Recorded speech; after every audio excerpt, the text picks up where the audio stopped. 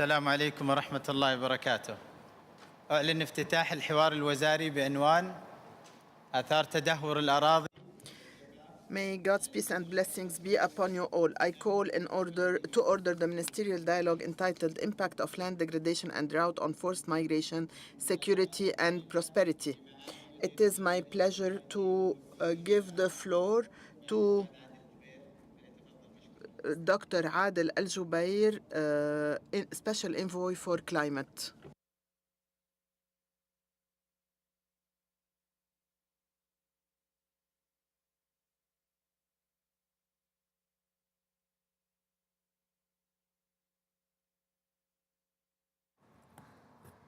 Good afternoon, ladies and gentlemen, excellencies.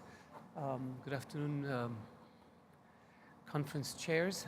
It is a great honor and a privilege for me to speak to you today about a very important issue and Saudi Arabia's commitment to it. This is the issue of land degradation and restoration. The issue is an issue that impacts every human being on the globe.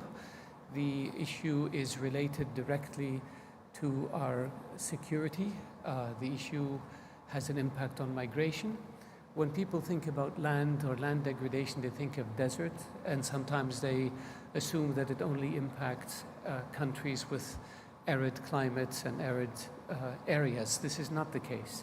The issue of land degradation impacts every single human being on the globe. When we have land degradation, we have reduced ability to produce food, which contributes to our food insecurity. When we have land degradation, we have migration from areas where people cannot grow food to areas where food is grown, and this leads to conflict.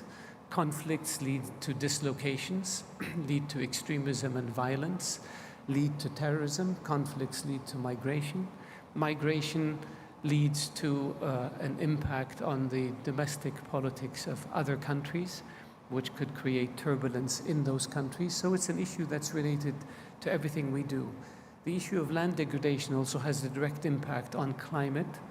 The Earth is one of the most important basins for capturing carbon naturally. If that Earth is degraded, our ability to capture carbon is also degraded. The issue of land degradation has an impact on climates. It impacts, for example, the expansion of the desert. The Sahara Desert has a direct impact on climate over the North Atlantic, which has a direct impact on the frequency and intensity of hurricanes in the Caribbean. So this impact is felt all across the globe, and our ability to deal with it impacts not only our food security, not only our national security, not only migration, not only quality of air, not only biodiversity, it's pretty much everything. And that is why we believe that it is important to acknowledge the nexus between land degradation and national security, and also the importance of everybody working together to overcome this challenge. We have initiatives in place. We put the agenda on the agenda of the G20 during Saudi Arabia's presidency of the G20 in 2020. We have initiatives that we have launched and that we'll have announced and will be announcing with regard to global efforts to deal with this challenge. We are confident that working together we can overcome this challenge and we can effectively reverse the trend lines. Our objective is to restore or reduce land degradation by 50% between now and 2040. Every year as we speak, we are losing almost 100 million hectares of land. We're losing an area the size of Egypt every year, and we need to stop that. Meanwhile, the number of people on the planet grow and the ability to produce food shrinks. So we want to make sure that we work together on these issues. And it starts by acknowledging the urgent need to reverse degradation. It starts with putting in place programs and initiatives to tackle this issue, and it starts with an acknowledgement that this is not an issue that is related only to arid countries, but that impacts everyone. We see droughts in Europe that impact water levels in rivers like the Rhine River, which have an impact on transportation from time to time. We see land degradation impacting underground fires in Asia. So it's not an issue that has to do with desertification as much as it does with land degradation. And we in Saudi Arabia are committed to working with the international community to deal with this challenge and to move our world to a better place. So I will stop here and see if there are any questions that you would like me to answer, any comments or any issues you would like me to discuss. Once again, thank you very much for being here today with us, and thank you very much for making this event a successful event, and we look forward to working with each and every one of you and each and every country of yours to move our world to a better place, God willing. Thank you very much.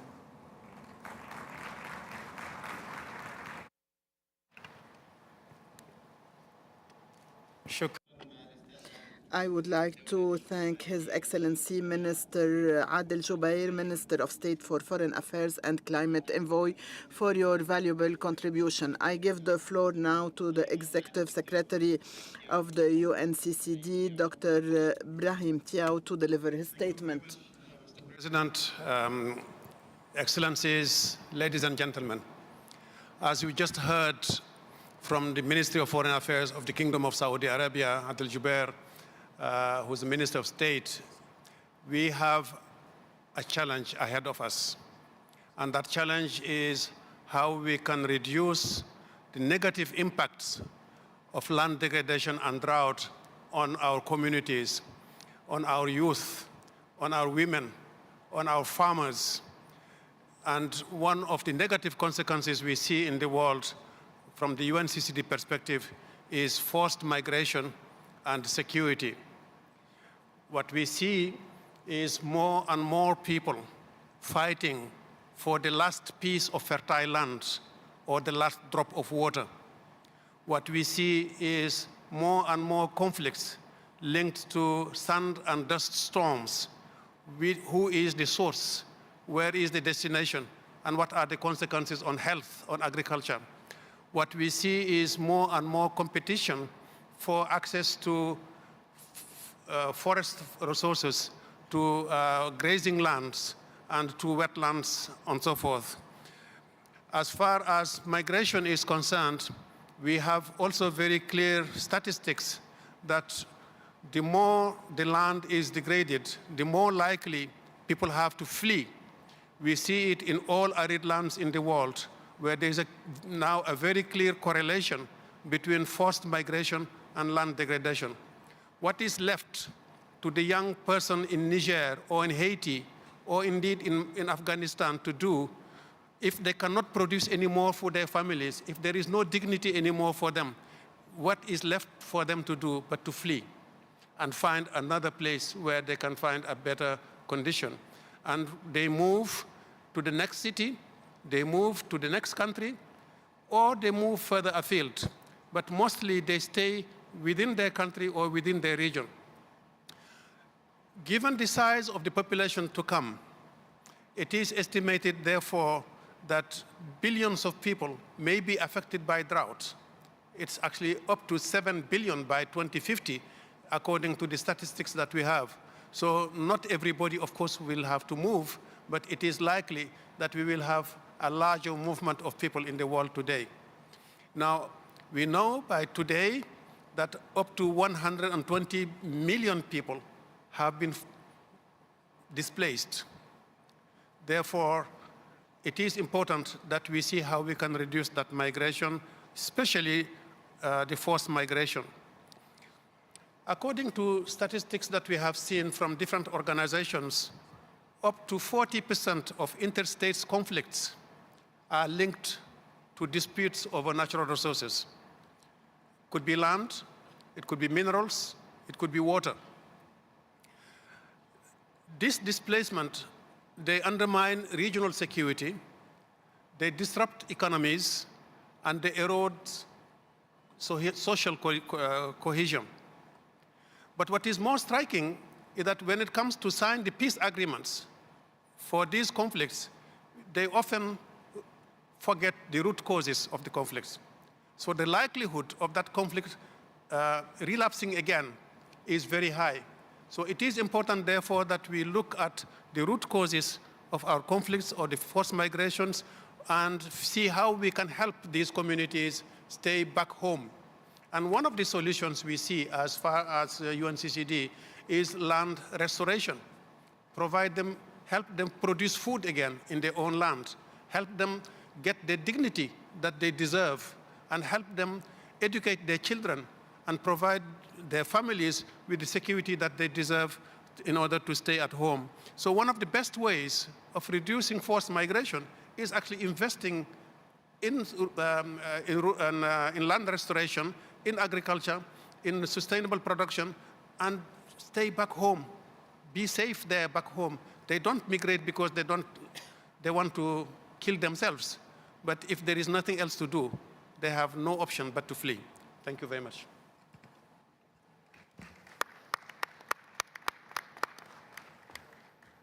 شكرا معالي الأمين. Thank you, Your Excellency, Executive Secretary of the UNCCD, for your statement. I give the floor now to Mr. Baba Mal, Minister of Good Intentions, or Goodwill Ambassador.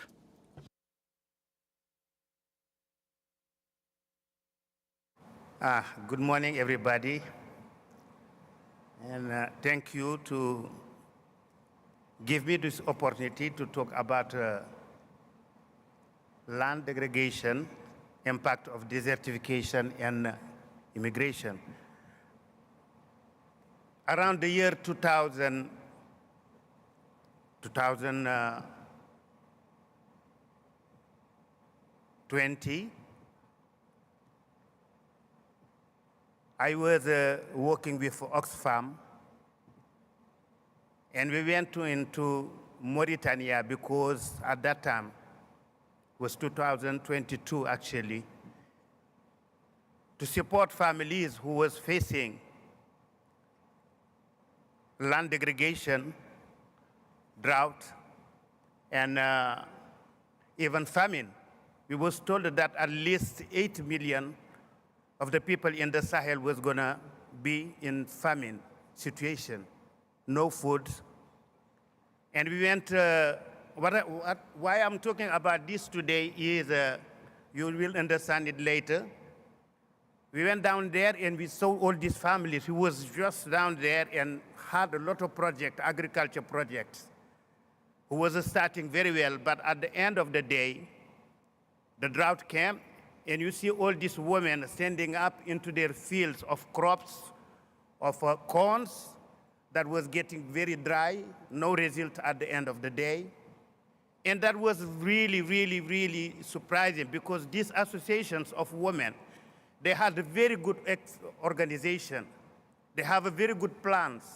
What was just missing is support from governments or support from NGOs just to come to support all their projects. But also the land degradation was the big impact in their lives. I remember we went in a small village called Natirgel in Mauritania, and I saw a woman with 2 children. They were very young. At the edge of the village, everything could have happened to this woman and the children. And I asked, where is the man of the house? She said the man went since 6 months. He went away because he couldn't offer any food or anything to his family. He had to go because he used to be very healthy, working at the river, fishing, doing agriculture, but not anymore. He had to go and to leave this vulnerable woman and her children at the edge of the desert.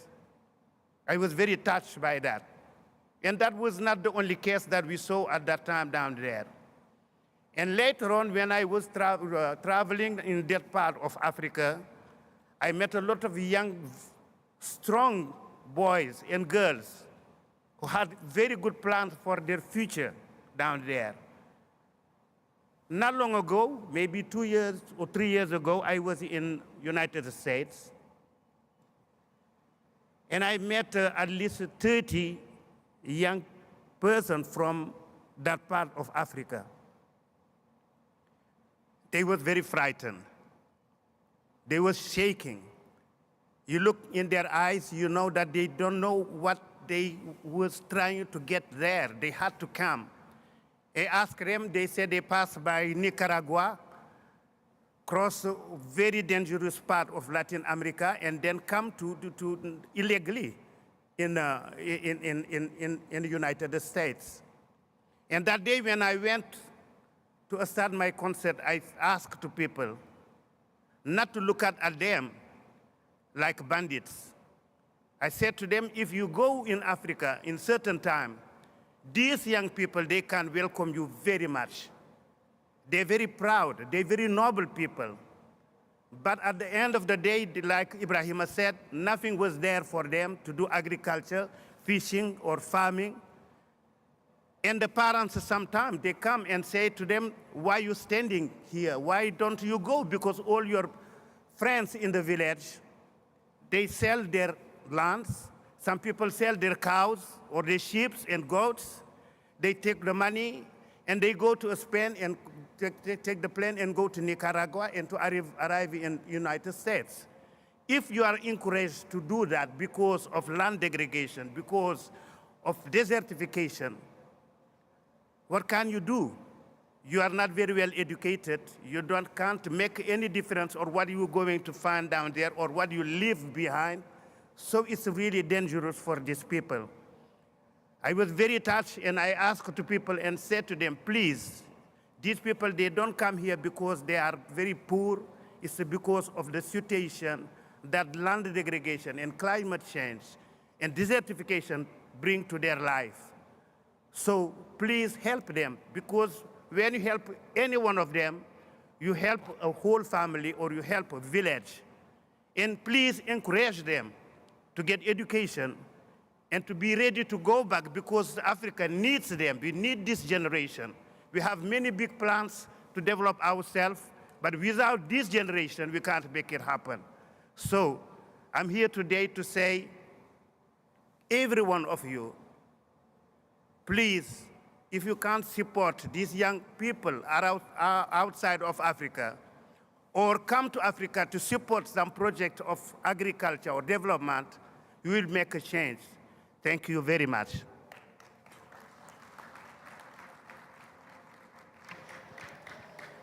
شكرا بابا مال سفير النوايا الحسنة على الكلمة. Thank you, Baba Mal, Goodwill Ambassador, for your statement. It is now my pleasure to welcome His Excellency Adrian Ford, Minister of Environment, Green and Blue Economy of Barbados, and His Excellency Hugo Moran Fernandez, Secretary of State for Environment in Spain.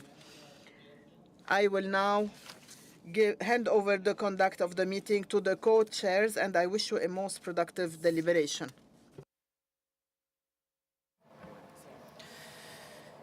Muchas gracias, Presidente. Thank you very much, President of the COP, Excellencies, delegations, representatives. May I thank the Kingdom of Saudi Arabia and the Secretariat of the UNCCD for having organized this event. It's an honor for me to moderate this dialogue with Adrian Ford, Minister of the Environment and the Green and Blue Economy of Barbados. Land degradation and drought are the outcome of a huge number of factors interrelated there, which lead to the loss of productivity of land, the reduction of resilience in the face of extreme weather events, and gives rise to water and food insecurity, and it also forces rural communities to migrate in search of better living conditions. In the face of this global challenge, we absolutely must strengthen regional and international cooperation to mitigate the factors that cause migration and forced displacement. Such cooperation should happen coordinatedly and to find synergies between both countries and international organizations and other stakeholders in this context.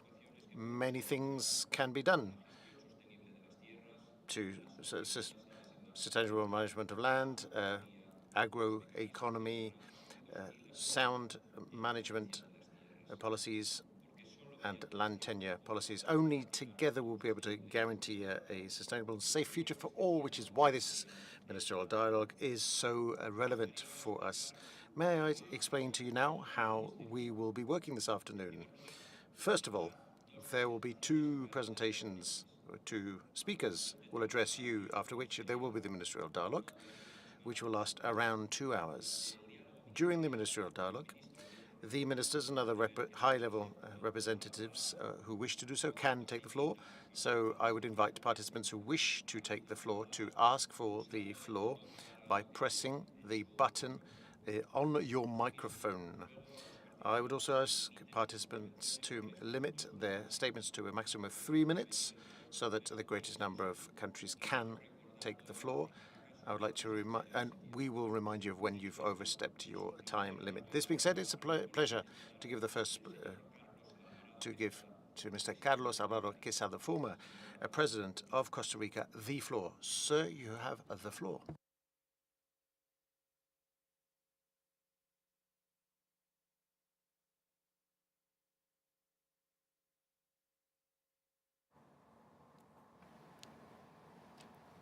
Voy a dar la palabra a continuación. I am now going to give the floor. Yes, it is the aforementioned speaker. Very much. Thank you to the Kingdom of Saudi Arabia for hosting us in such a generous way. Thank you to the Secretariat, to you, Ibrahim, to your team for raising the ambition and making land a topic for us. And thank you all for being here in this relevant dialogue. So let me please invite you to an exercise. And I really want for us to try to make this together. I'm going to offer some questions, and I'd invite you to try to answer those questions in your own mind for a second. So please play along with me in this exercise. Are we separated from the land as human beings? Or are we one with the land? What's your answer to that question? Another question. Is migration good or is migration bad? What's your answer to that question? Third question. Are those questions I just offered the right framing of the problem? Or are the problems more complex than I just framed as something being good or bad? Or are we separated or not from the land? And it can appear as a game, but I do believe concepts matter. And the way we frame problems and the way we answer determines the response we give to situations as human beings. I am convinced we live in a time of very complex problems. We're talking about climate change. We're talking about land degradation. We're talking about desertification. We're talking about accelerating loss of biodiversity. We're talking about energy transition. We're talking about the threat on the food for the decades to come. Here in this scenario, the expert of the Potsdam Climate Institute said we are on a trajectory at the end of the century to increase global temperature by 3 degrees. Again, we live in an era of complexity. Concepts matter, and how we frame solutions matter. We live in an era of complexity, yet the narratives we use to solve problems tend to be simplified, simplifications of reality. Is that the best way we can approach to solve those problems? We live in an era of complex problems, simple narratives. And I've seen so many political debates recently around the world, many of them centered on migration, and very few, I believe none, centered on land or land degradation. Why is that? Migration on one part might seem to be a phenomenon. Is migration at the root of the phenomenon? Sometimes it appears that land is at the root of the phenomenon, and yet we don't discuss about land. The environmental crisis we're facing, it's a triple crisis between the climate crisis, the biodiversity crisis, and the land crisis. We're not only going to experience people migration due to sea level rise, due to extreme weathers, due to drought, due to desertification, due to many phenomena. We'll also be going to experiencing ecosystem migration because of the shifts of temperature. So ecosystems that used to be in certain geographies are going to migrate to. That's the level of complexity we're talking about. 30% of the world's food systems are at risk in decades to come. More than 200 million people is estimated to migrate in the next decades due to one or another phenomena related to environmental change, climate change, desertification. Concepts matter. How we frame this and how we come to solutions matter. And humbly, I don't come here to argue that I have solutions to that. Actually, I believe that's why it's relevant for us to come here and discuss the nexus between land degradation, and migration. What I can offer are perhaps certain views, tips, if you want, of what I have found in the past years to be useful mindsets to address, to communicate, and to work with others, to find solutions. And I'll give 4 mindsets that I want to offer and share humbly today. One is embrace the nexus between land degradation, desertification, and migration with an open mind, with a fresh mind.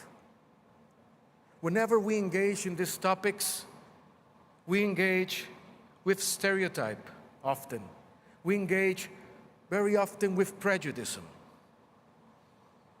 We require to engage these topics with an open, fresh mind. Because sometimes those stereotypes are misleading. They actually lead us to false solutions, to faulty debates, and not to help the people we serve.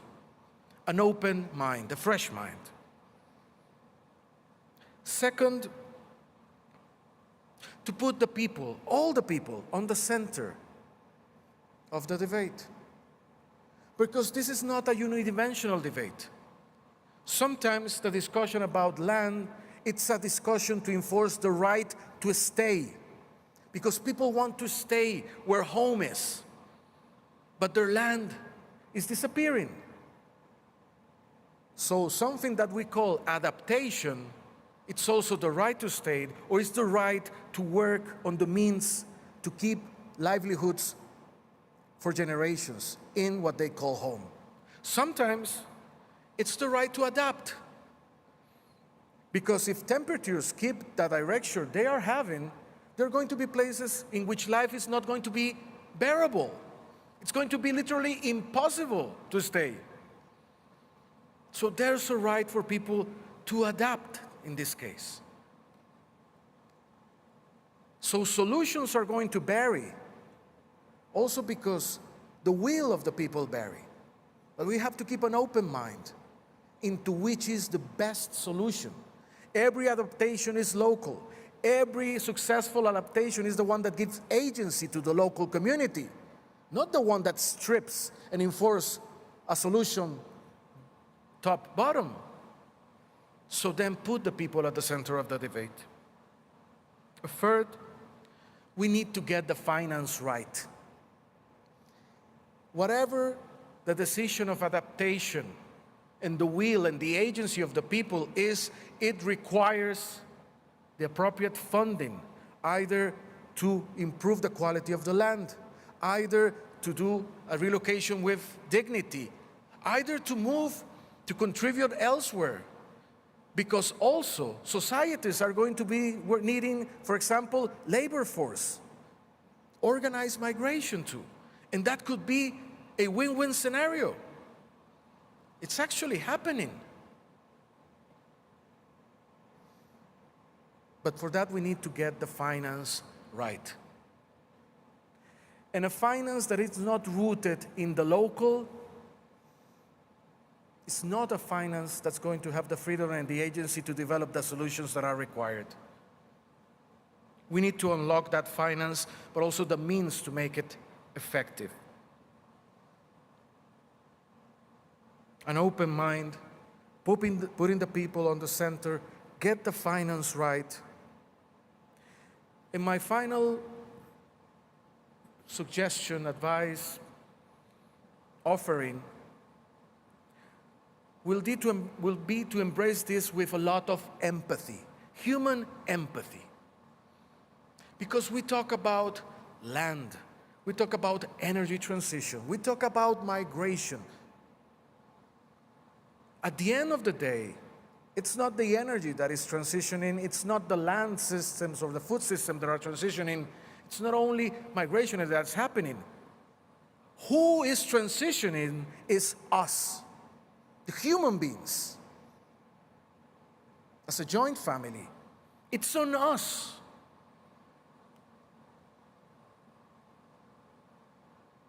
Are we one family or not? That's another question to put into those questions of concepts. I do believe to get the right answers to all these dilemmas, we need to embrace them with empathy, so we can advance, so we can recover, restore land, so we can thrive, so people can either enforce the right to stay or move with dignity. There's no one solution fits all, but there has to be dignity for all in this transition we are all experiencing as a common family in this planet. That's humbly what I can offer for this dialogue, and I wish it to be very productive. Thank you very much.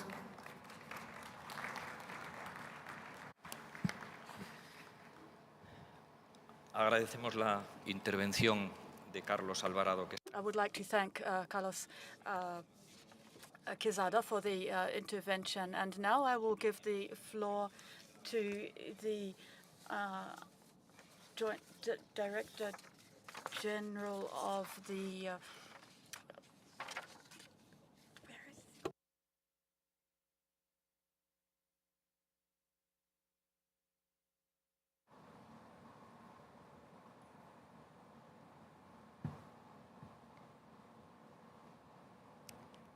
Excellencies, distinguished speakers, colleagues, and friends.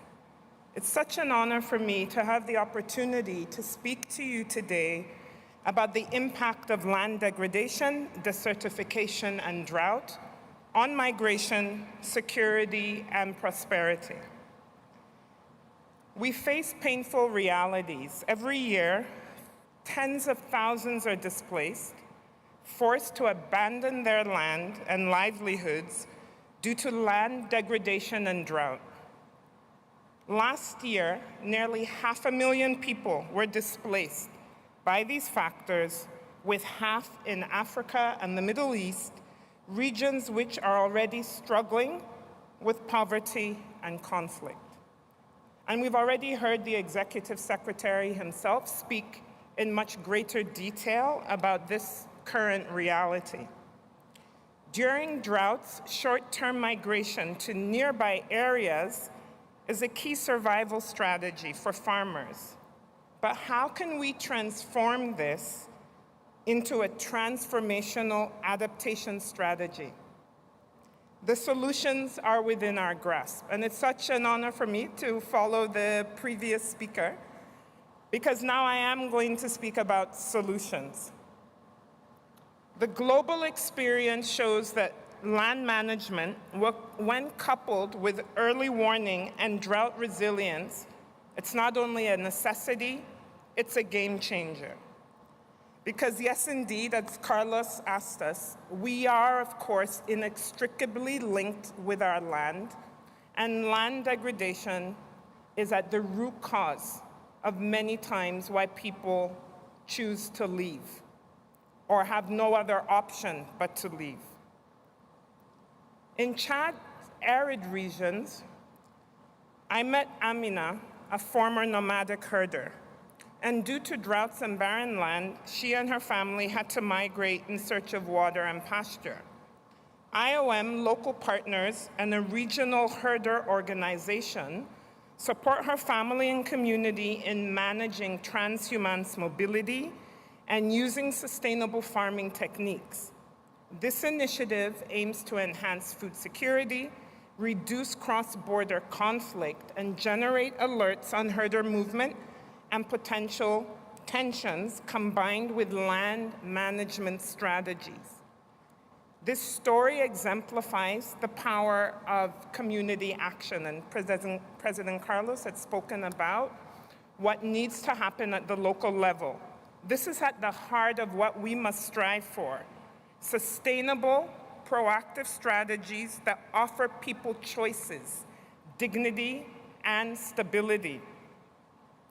At the core of this vision lies the power of regional cooperation and partnerships. So for example, the IGAD protocol on transhumance ensures that herders can move safely in search of water and pasture, protecting their livelihoods and preventing resource-related conflict. Another example is the Kampala Declaration on Migration, Environment, and Climate Change, and the Baku Call on Climate Action for Peace, Relief, and Recovery at COP29. These create a powerful framework to bridge the gap between migration, environmental change, and peace. So we recognize that irregular migration is a challenge, but that regular migration is a great opportunity, because we see the significant contribution of migrants through remittances, which play a key role in mobilizing resources for large-scale investments to address desertification, land degradation, and drought. So according to IOM's World Migration Report, remittance flows have dramatically increased to $831 billion in 2022. And for developing countries, we know that these remittances are significant and more than 3 times ODA and FDI combined. Remittances have the potential to significantly boost household income, helping lift families out of poverty, and therefore increasing resilience in communities affected by desertification, land degradation, and drought. Beyond the economic capital of migrants, it's also about their contribution through their knowledge, network, and skills to build stronger and more resilient communities. So now let's go to Iraq, in the Kurdistan region, where Farzan Najmuddin, who's a member of the diaspora in the Netherlands, launched a pilot project to improve agriculture in the face of water scarcity and drought. By leveraging diaspora knowledge and skills transfer, new partnerships and initiatives, these were formed across borders. This is an individual story, but it's an example of how solutions we know work, reach the most vulnerable, and are impactful at the local level. These we must take to scale. Furthermore, the industries which are impacted the most, such as agriculture, are among those with the highest concentration of migrant workers. Connecting these workers with green skills and knowledge is essential. And we know that the demand for green skills is already much higher than the availability. And land degradation, addressing land degradation, is not going to happen without building these green skills and knowledge. And governments can support this transition by creating labor migration pathways that build resilience to desertification and drought while protecting the rights of their migrants.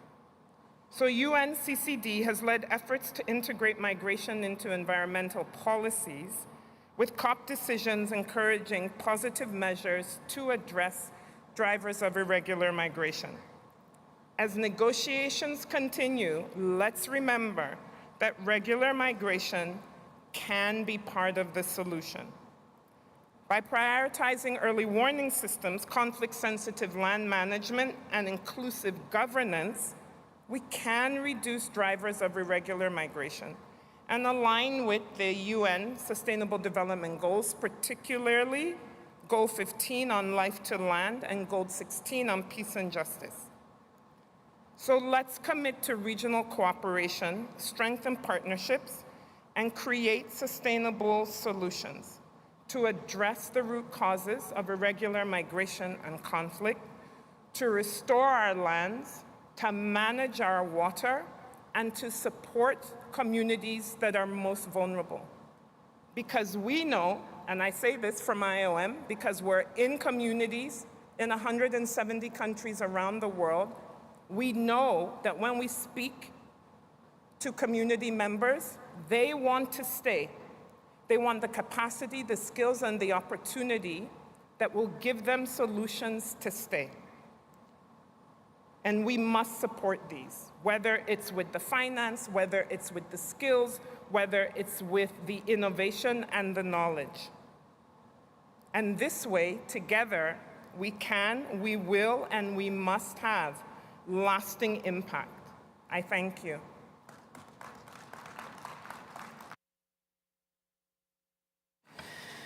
Muchas gracias. Thank you very much, Madam Ugochi Daniels, for this contribution. And next, we will begin the ministerial dialogue. So from this moment on, you can ask for the floor by pushing the button that you have on your microphones.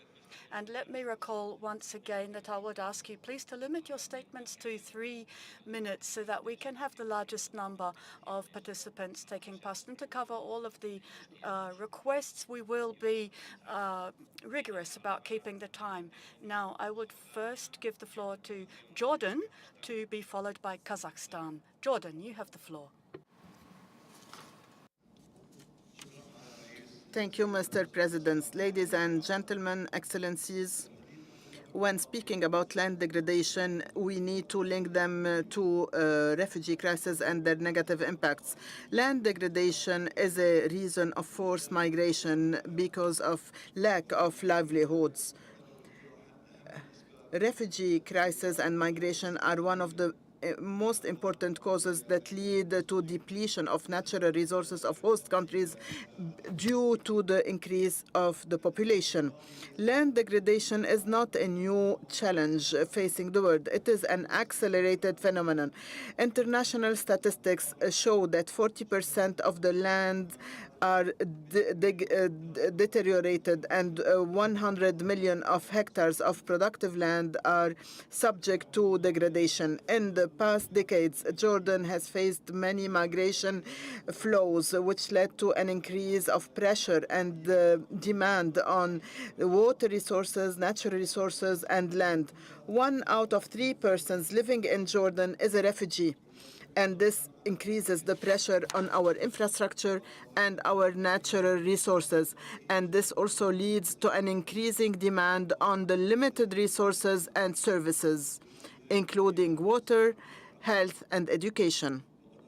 His Majesty King Abdullah bin Hussein, may God bless him, has launched the Climate Refugee Nexus Initiative during the Climate Summit COP27.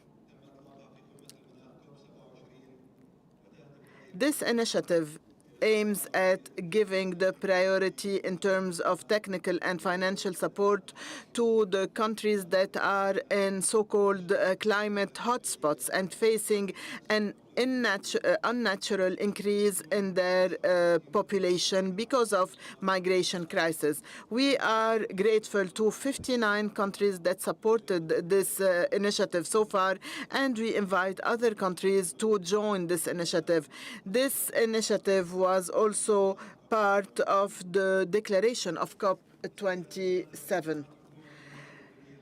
Our government in the previous years has implemented many development projects aiming at land restoration, ending the degradation in all the areas of the Kingdom of Jordan in order to limit the impact of internal migration.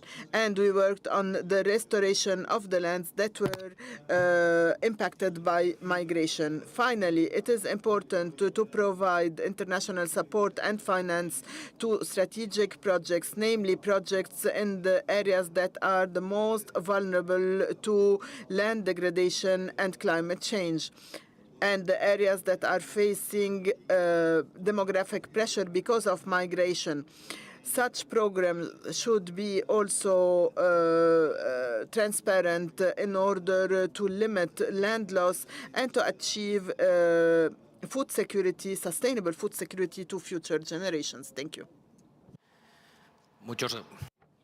Thank you to Jordan. And now I give the floor to Kazakhstan, to be followed by Pakistan. Kazakhstan, you have the floor. Good morning, good afternoon, ladies and gentlemen. Land degradation and drought pose a threat to social stability, food security, and the economic well-being of Kazakhstan and of the entire Central Asian region. About 60% of the population of Central Asia is directly dependent on agriculture. It's their main source of income, and so droughts present a serious threat. The consequences of such phenomena include loss of agricultural production and threats to security, quality of life, and an increase of economic and social tension. According to the study Interconnection of Land Degradation, Climate Change and Migration in Central Asia, a study conducted under the UN Convention to Combat Desertification, land degradation has become one of the factors driving forced migration. And the problem is most acute in arid regions, where a large part of the population is losing their livelihoods, losing their chance to work in agriculture, which is leading to increased urbanization and increasing the load on urban infrastructure. Fighting climate migration requires a comprehensive approach that includes measures to mitigate the effects of climate change and improve adaptation to new conditions and to support migrants. Kazakhstan has adopted a strategy for achieving carbon neutrality by 2060, and it has updated its nationally determined contribution. At the legislative level, climate adaptation provisions are being implemented within our environmental code. Priority areas include agriculture, water management, civil protection, and forestry. At the same time, we are working together with the UN Development Programme and with the Green Climate Fund to develop our national adaptation plan. This plan will include conducting vulnerability assessments and creating conditions for safe and sustainable migration, and also infrastructure projects to protect against climate risks such as floods and droughts and others. Now, of course, taking into account that climate migration is global, we need to work with international donors and partners to support countries, to develop programs, and to put in place the protection mechanisms for migrants due to climate change. In conclusion, let me stress how important it is to inform the population about the climate change and migration nexus, and to raise public awareness and to develop effective solutions. Thank you. Muchas gracias. Thank you, Kazakhstan. And I now give the floor to Rwanda, to be followed by Brazil. Rwanda, you have the floor. Excellencies, distinguished guests, on behalf of the government of Rwanda, I want to thank the Kingdom of Saudi Arabia and the UNCCD for organizing this event. land degradation and drought are powerful drivers of forced migration, exacerbating security risk and undermining global prosperity. As a nation that has faced this displacement but also achieved remarkable recovery, Rwanda intimately understands these challenges. Our experience shows that investing in land restoration can be transformative in previously degraded areas. We have seen communities transition from vulnerability to stability and resilience. Projects like the Green Gichumbi project serve as a testament to this success. By restoring landscapes and promoting sustainable practices, we have reduced migration pressures, strengthened local economies, and enhanced climate resilience. These achievements are rooted in a holistic approach, integrating community engagement, ecosystem restoration, and climate adaptation. The lesson is clear. Addressing land degradation is not just an environmental imperative. It is a pathway to reducing vulnerabilities and fostering prosperity. At the international level, it is essential to integrate migration considerations into land and climate policies.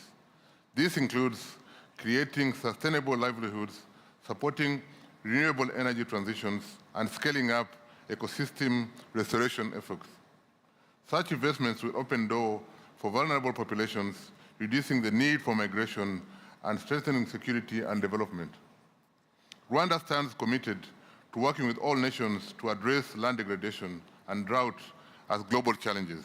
Together, we can turn risks into opportunities for inclusive and sustainable growth. Shukran jazilan. Muchas gracias, Rwanda. Thank you very much, Rwanda. And now I give the floor to Pakistan, to be followed by South Sudan.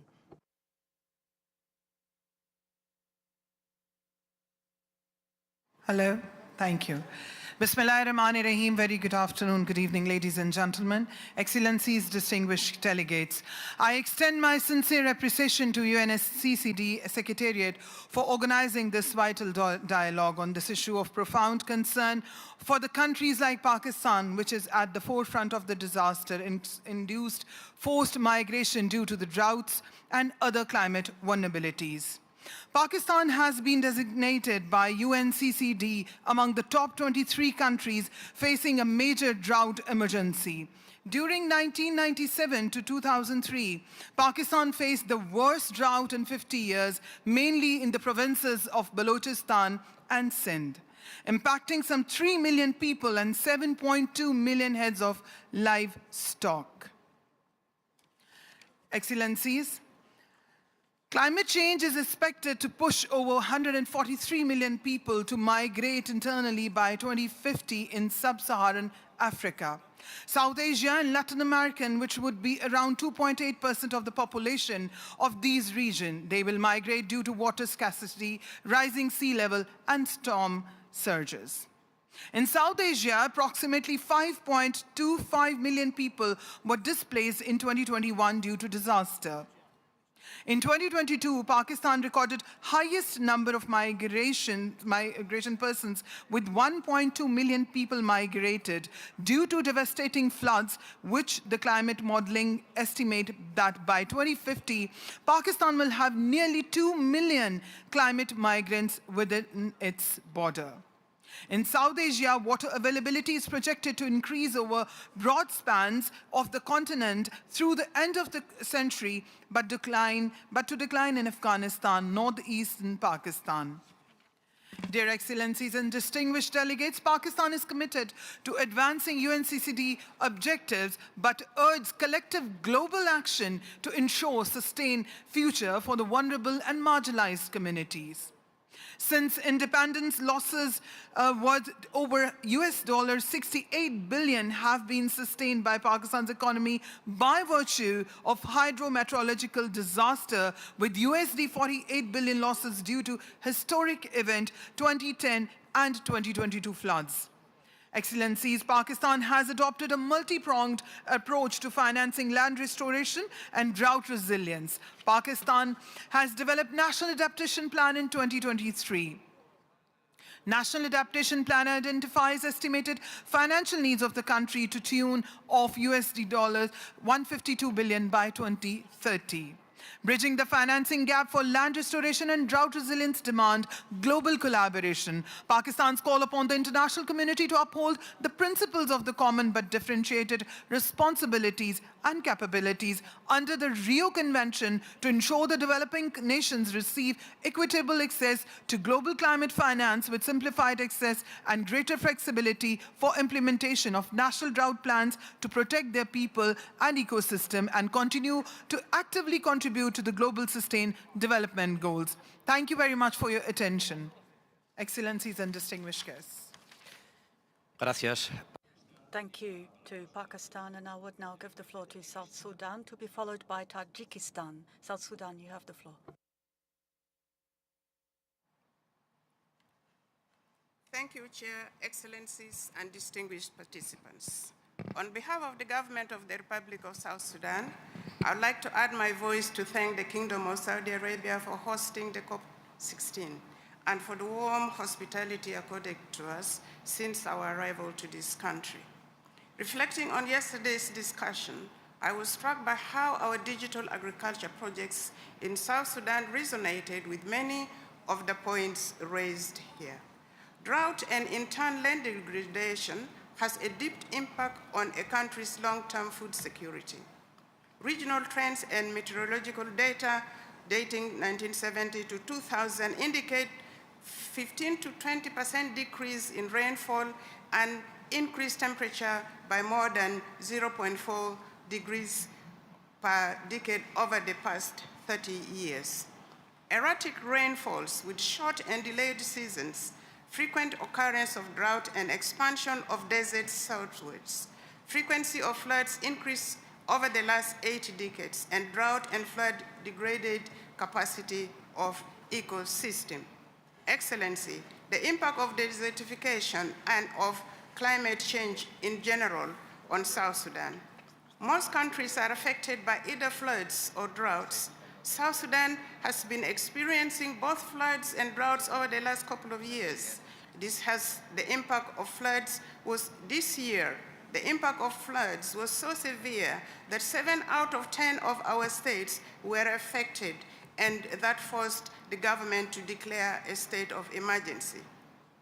The frequent droughts, flooding, and forced displacement has rendered 7.5 million people food insecure. Droughts and increasing climate variability would decrease sorghum, which is the staple crop yield, by 5 to 25% between 2000 and 2030. Drought and flood devastate lives and livelihoods, destroy crops and livestock, causing massive displacement and food insecurity, exacerbating existing tensions over land use, particularly among farmers and pastoralists as they compete for increasingly scarce resources, including grazing and arable land. However, my government has made strides to ensure that it proactively deals with the unfolding situation. The government has developed implementation of environmental policy. Government has developed comprehensive agriculture master plan and irrigation development master plan, national strategy for climate change, adaptation and mitigation, including flood preparedness response, which was launched this year in June. The government has further developed national food security strategy and disaster risk management. In this regard, South Sudan fully supports the African Drought Initiative on Drought to work together to elevate the initiative to protocol status under the UNCCD. South Sudan is working collaboratively with our development partners in the efforts to implement digital innovation projects to promote more sustainable climate resilient farming practices. Thank you very much. Assalamu alaikum. Muchas gracias, Sudán. Thank you, South Sudan, and I now give the floor to Tajikistan, to be followed by Egypt. Mr. Chairperson, colleagues, ladies and gentlemen, Over these last years, the population of Tajikistan has faced the increasing burden of climate change, which is leading to increasing land degradation, environmental damage, and increased frequency of disasters. Now, today, we see that to address migration forced by climate, we need to consolidate the efforts of international organizations and partners. Today, we are hoping that these discussions and holding of roundtables will produce recommendations that will lead to more concrete steps to real action. Ladies and gentlemen, Tajikistan has put together developed legislation to address national disasters. We are working on managing these phenomena.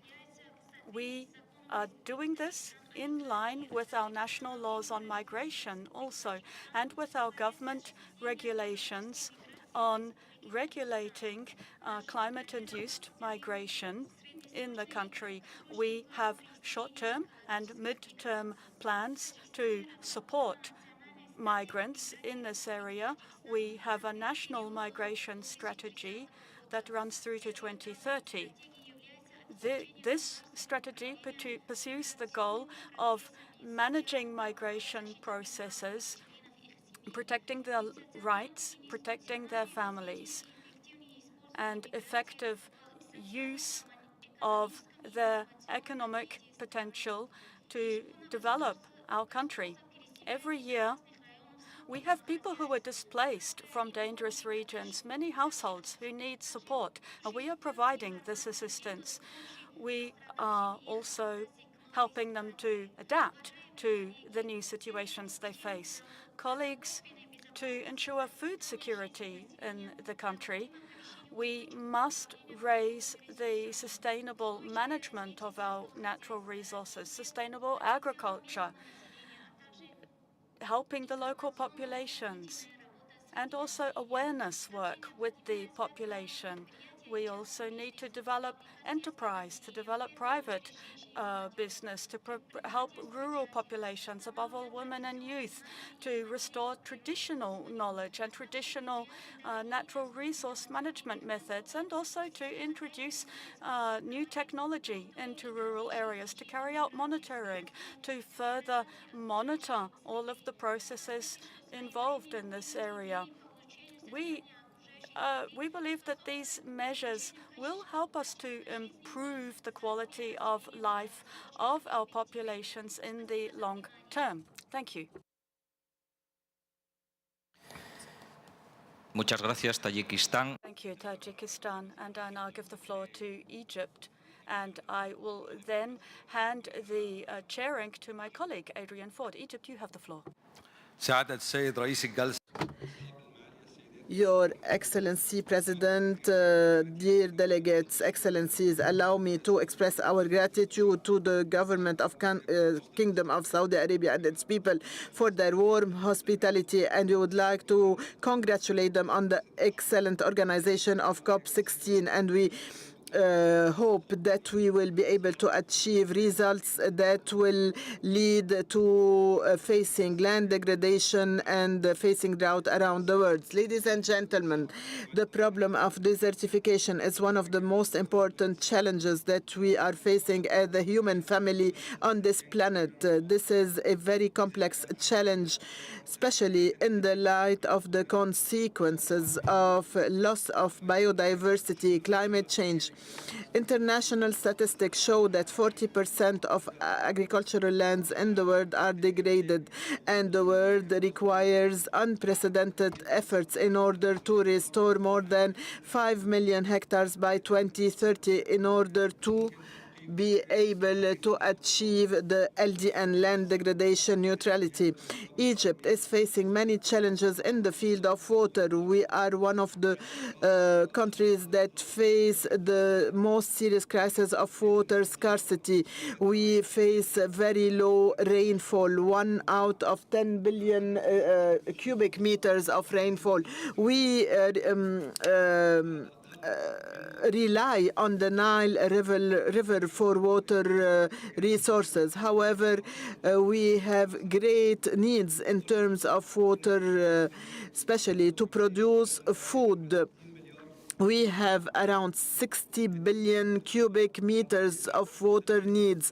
The gap is filled by recycling of a big quantity of our used water, and we import also water from through the food production. This is further exacerbated by the fact that we are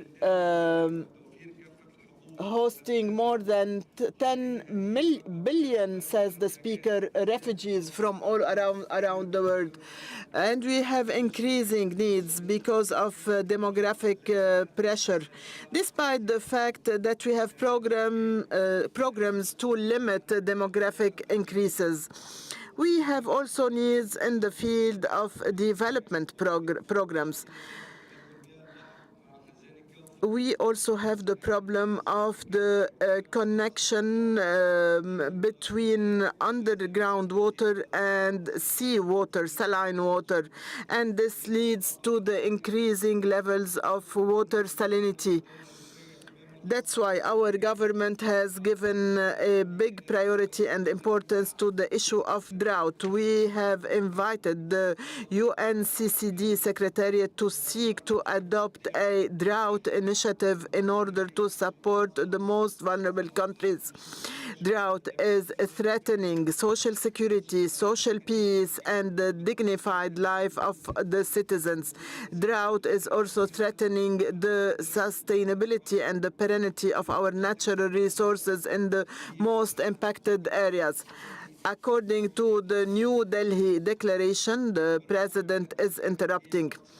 Despite all these environmental and social challenges, our adaptation to drought is one of the points that are heavily present in all our sustainable development plans and Egypt Vision 2030. Our government has adopted a proactive and preventive approach by resorting to underground water and to also build water treatment plants so that water can be recycled, reused for agriculture. And we have also adopted a set of new and modern laws on pollution and natural resources.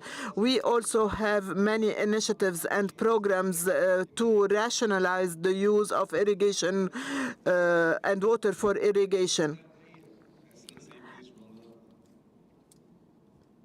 The President is inviting the Speaker to round up. Thank you, says the Speaker.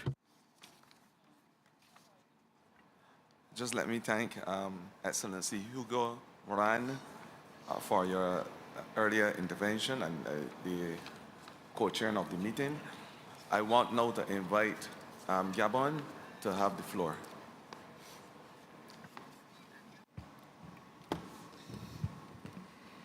Monsieur le Président.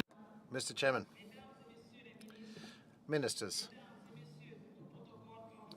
ladies and gentlemen, today land degradation is affecting more than 3 billion people worldwide, in particular the most vulnerable.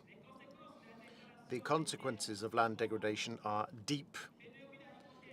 Food, lack of food, increase of the price of commodities, worsening of climate change because of emanations from degraded land. Furthermore, social insecurity has triggered forced and mass migration of populations. Land degradation gives rise to a whole range of systemic challenges threatening both food security and the economy and social stability. To face this avalanche of systemic challenges, we must inevitably sustainably manage our lands. We must also strive to meet our SDGs, especially those linked to land degradation neutrality. This approach will enable us to meet these many challenges in terms of sustainable management of land, especially in consultation with sub-regional organizations like my country, Gabon. The countries of the Central African sub-region cooperate and share their experiences within the Central African Forestry Commission to find agreed solutions which are consistent with the SDGs in terms of land degradation neutrality. This cooperation is happening in the context of the sub-regional program of action designed to contribute to the stability of and the peace in the region by harmonizing and making more effective the national programs of action to combat land degradation and drought. On the basis of this aforementioned cooperation, Gabon has set itself the aim to achieve zero deforestation in order to achieve land degradation neutrality and restore all of our degraded lands on the one hand, and also to reduce by half between now and 2030 the fall in productivity of land, which is 9.71% in 2021 and 2015 furthermore. Thank you very much for your kind attention. Thank you. Chad, you have the floor, followed by Madagascar.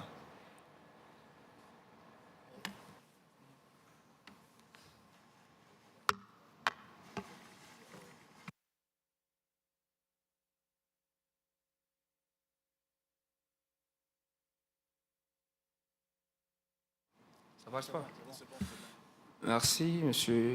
Thank you, Mr. Chairperson. Thank you for giving me the floor. Ladies and gentlemen, the impact of drought and land degradation are visible now all around the world and are a harsh reality for the African continent. In my country, Chad, a desert occupies more than 600,000 square kilometers. That's 48% of our total land surface. This is a geographic reality with all of the side effects that it brings in terms of alarming land degradation. And this is jeopardizing food security and livelihoods for millions of people in Chad. And this means that combating land degradation and drought must be a top priority. The most striking example and the most painful example is that of Lake Chad. This was once one of the biggest lakes in Africa. It had rich and diverse biodiversity. It was a source of pride for the entire sub-region, but it has lost more than 90% of its surface from 1960 through to today. This is an ecological disaster that has dramatic repercussions on our populations and for the economy, biodiversity and security throughout the Sahel and beyond. Indeed, the fact that this lake can now no longer provide all of its ecosystem functions has seriously exacerbated migration and has displaced populations into the interior of the country in search of fertile land and pasture zones. And this leaves the road open for Boko Haram terrorists to come in and to spread, bringing grief to thousands of families throughout the Sahel region. The advance of the desert, but also incipient desertification in zones that were previously humid and were suitable for agriculture and for livestock, are causing insecurity, and this is displacing populations. This is leading people to go in search of new lands, and this is a source of conflict between populations. So, faced with all of these challenges that require concerted and ambitious action, under the enlightened leadership of His Excellency Mohamed Idriss Déby Itno, President of the Republic of Chad, our country is now engaged in trying to reverse this land degradation trend. Acting in line with the Bonn Challenge, we plan to restore 5 million hectares of degraded land through reforestation. And also in the same vein, we have an ambitious national voluntary target to restore more than 41,000 square kilometers of degraded land by 2040. This is a goal that represents 32.5% of our national territory, and this shows how determined our leadership is to take up this existential challenge for today's population and for the coming generations. Ladies and gentlemen, these are just some of our efforts. We also have the efforts of the National Great Green Wall Agency. And this isn't just about planting trees. This is about taking a holistic approach, which encompasses sustainable management of water resources, agroforestry, and sustainable land and forest management to support alternative livelihoods for local communities. At the same time, we are also developing land degradation neutrality comprehensive guide, mainstreaming this into our policies and strategies to ensure that LDN is taken into account, that is mainstreamed into all of our development areas, water management, agriculture, and urban development, and infrastructure development, working together with our partners. We are developing a integrated drought management plan to address these challenges and also to reduce inequality between men and women as concerns the effects. But we are also aware that we cannot address these challenges alone, and for this we need to reinforce regional and international cooperation to amplify the impact of efforts to prevent land degradation. Together, let me reiterate Chad's full commitment to combating land degradation and drought. This is not just about the environment, it is about development. It's imperative for the security and the dignity of our peoples. Thank you. Thank you, Excellency. I just want to make the point that in the interest of time, because we have a time limit for this exercise, I would like Excellencies to keep their presentations to the 3 minutes allocated. I think that we are running a little bit behind time at this moment, so I am indulging you to keep your speeches to 3 minutes. Madagascar, you have the floor. Thanks. Thank you, Chairs. So in many countries, you can see internal migration or international migration as an opportunity that can create wealth, that can create opportunities. These are the migration of families that seek for a better future. In our country, we are facing internal migration, but which is caused by the survival instinct because of land degradation. Some regions of Madagascar are not livable anymore. And this year, we released a study with the World Food Programme stating that 13 out of 24 regions in Madagascar are affected by desertification. In response to this issue, and under the leadership of His Excellency President of Madagascar, André Rajoelina, and Prime Minister Nsai Christian, with partnership with UNDP and IOM, Madagascar has developed a strategy on internal migration until 2026, focusing on the regions of Mena Bay and the 3 regions of the south. A key initiative involving many ministries, and this strategy has been turned into concrete actions. We can talk about the innovative land reserve approach. The creation of the basic land reserve of more than 6,000 hectares represents an innovative approach to providing alternative livelihoods and land for migrants. The objective is to alleviate pressure on the biodiversity-rich forest of Mena Bay Antmin by offering sustainable land use alternatives. We have also concretized the Green Title Program. It's implemented as part of the Land Access Facilitation Program through the National Land Program Second, as well as the Land Redistribution Program under the Green Title Project of the Malagasy government. We have shifted some agricultural cultures and challenges. Migrants, particularly those who previously cultivated maize, are increasingly turning to peanut cultivation. Additionally, Madagascar is currently implementing the project promoting the climate resilience of populations affected by climate change in the Basse-Tiribine in collaboration with the IOM. This initiative focuses on land restoration and the establishment of new investment zones for migrant populations.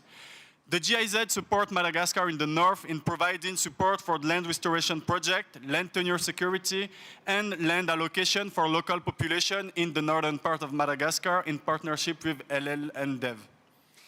All of that to say that we need to also first secure the home and the houses of these livelihoods and to prepare the new places where these families are migrating. We need a 360 approach, and the Malagasy government is simultaneously promoting sustainable land use, food security, and resilience among affected population. I thank you. Thank you. India, you have the floor, followed by Nicaragua. Excellencies, friends, ladies and gentlemen, migration is an old age phenomena triggered by the search for better opportunities. What we are discussing here is forced migration in search of livelihood. Land degradation and drought result in reduced soil productivity, resulting in loss of livelihood. The forced migration that results from it creates broken communities, strained social cohesion, gender inequality, malnutrition, and alienation which cannot be ignored. In his address at the UNCCD COP14 in 2019, India's Honorable Prime Minister Shri Narendra Modi ji emphasized that, I quote, "Human empowerment is incomplete without a focus on land degradation. We are increasing the fertility of land through various initiatives and are committed to restoring 26 million hectares of degraded land by 2030, unquote. This vision continues to guide India's action for sustainable land management. Recognizing migration's disproportionate impact on vulnerable groups, India has making efforts to check migration by engaging youth in livelihood programs. India's experience highlights the critical role of nature-based solutions, regional collaboration, and prioritizing vulnerable communities in addressing forced migration and ensuring security. One of the key approaches to address land degradation and drought is the improvement of water conservation practices such as river rejuvenation and creation of water retention structures. In India, a special initiative to develop and rejuvenate water bodies. Microfinance facilities are being provided to individual farmers through regional rural banks and other financial institutions to support the agriculture activities in their traditional farm holdings. Similarly, soil health cards are provided to farmers to understand change in soil health affected the land management and take corrective measures. These interventions are expected to discourage migration. Promotion of new technologies for addressing land degradation, such as use of space technology, geographic information system, and drones for land monitoring and precision agriculture, artificial intelligence for soil and water management, soil bioengineering with microbial soil inculcants, etc., can further strengthen effort to combat land degradation and reduce the consequent migration. These technologies, along with financial support, need to be shared with developing countries, especially those with acute land degradation issues.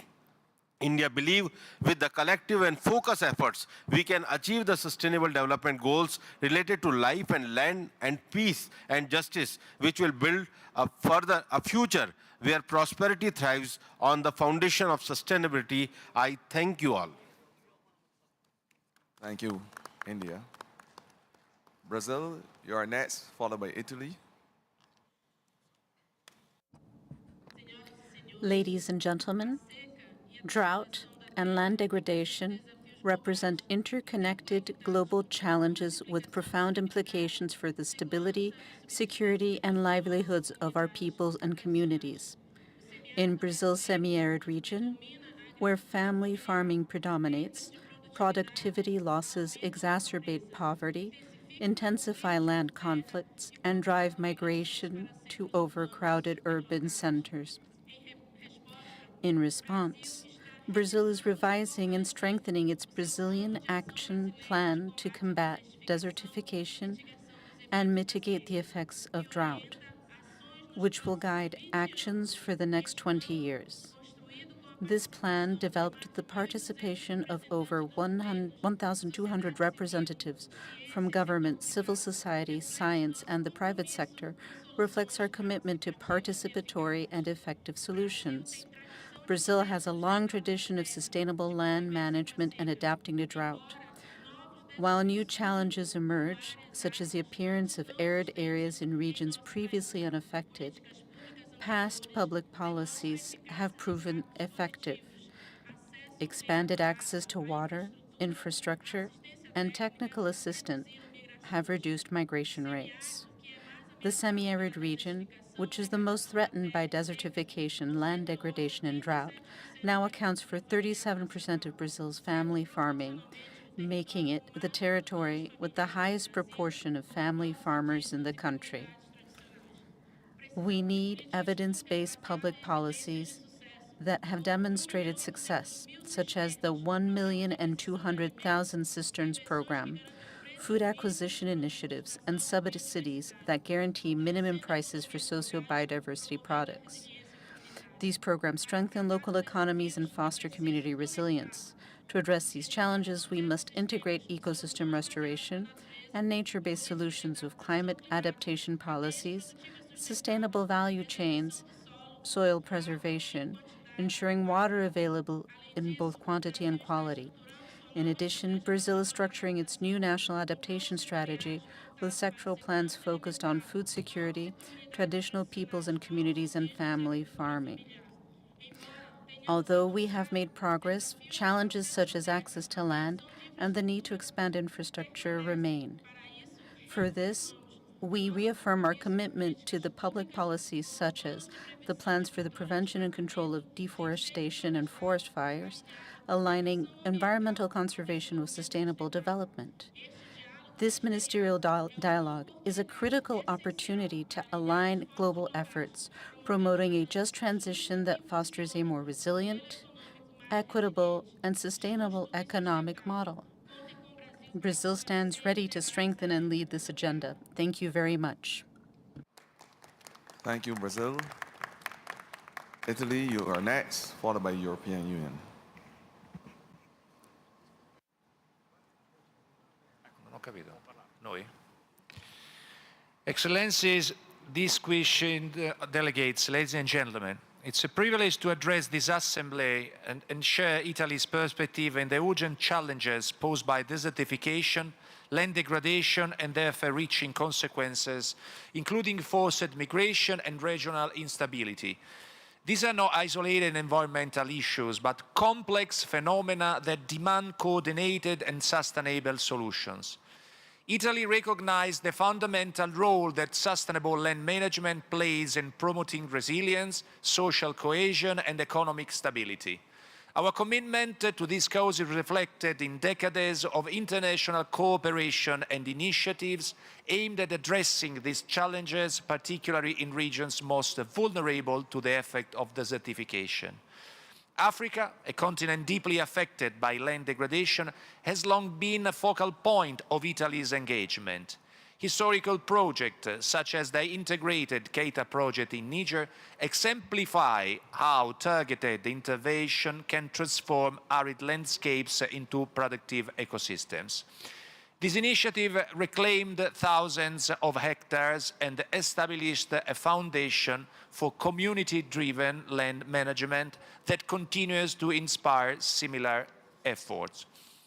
Building on this legacy, Italy supports initiatives that address the root causes of environmental degradation and its socio-economic impacts. The AMOAS program in Africa focused on early warning system for drought and disaster resilience, highlights our commitment to empowering communities with tools to adapt and mitigate environmental crises. Italy's contributions align closely with the objectives of the United Nations Convention to combat desertification. We understand that land restoration goes hand in hand with the conflict prevention, particularly in regions where resource scarcity exacerbates tensions. Under this aspect, water management is another cornerstone of our approach. Ladies and gentlemen, central to our efforts is the principle of partnership. Desertification and migration are challenges that no country can tackle alone. Italy, through the Rome process, has worked to bring nations, organizations and communities together to share responsibility and act collectively. This dialogue has laid the groundwork for practical solutions that foster regional stability and global solidarity. As we come together in this forum, let us reaffirm our collective commitment to addressing these pressing challenges by restoring lands, strengthening livelihoods and promoting stability. We can create a future where migration is a choice, not a necessity. Italy stands ready to work with all partners in this endeavor, fostering collaboration and innovation to turn the tide of desertification into a path toward resilience and opportunity for all. Thank you. Thank you, Italy. European Union, you are next, followed by Nicaragua. Excellencies, dear co-moderators, dear colleagues, let me thank you first, the Presidency and the UNCCD Secretariat for organizing this dialogue. Our livelihoods all around the world depend on natural resources. Instability, social tensions, conflicts, and forced displacement can all rise if these become scarcer. Fighting the interlinked crisis of climate change and environmental degradation is one of the most important tools of conflict prevention we have. We need to start thinking about investing in preserving natural resources as an investment in peace. Land in particular is a natural resource with special value to humanity. The EU's nature policies are crucial elements for the EU to act against desertification, land degradation, and drought. Not only that, in our experience, nature restoration is an investment that pays off. For every euro invested, we will get at least 8 euros in return. Land degradation is a pervasive, systematic phenomenon that affects all parts of the world and can take many problematic forms, including soil erosion, deforestation, desertification, and pollution. The rise of land grabbing in rural areas, coupled with insecure land tenure for local communities, contribute to unsustainable land use and to the forced displacement of the most vulnerable. The complex impacts of environmental degradation and climate change on displacement and migration patterns deserve our highest attention. In many cases, climate change and environmental degradation exacerbate the already existing vulnerabilities of many communities. Therefore, enabling safe legal pathways, which are key for regular and orderly migration, can be one of the best chances of coping with the worst impacts for some people, to promote livelihood, diversification, and to reduce pressure on ecosystems. Voluntary legal migration can act as a potentially positive response to the impacts of land degradation and climate change. Sustainable land management and drought resilience are essential building blocks to ensure global stability, security, sustainability, and prosperity. The EU welcomes that important initiatives such as the Sustainability, Stability, and Security Initiative in Africa will be part of the discussion of this conference. The EU also welcomes the collaboration established between the UNCCD Secretariat and the International Organization on Migration. Thank you. Thank you. Nicaragua, you have the floor, followed by Ukraine.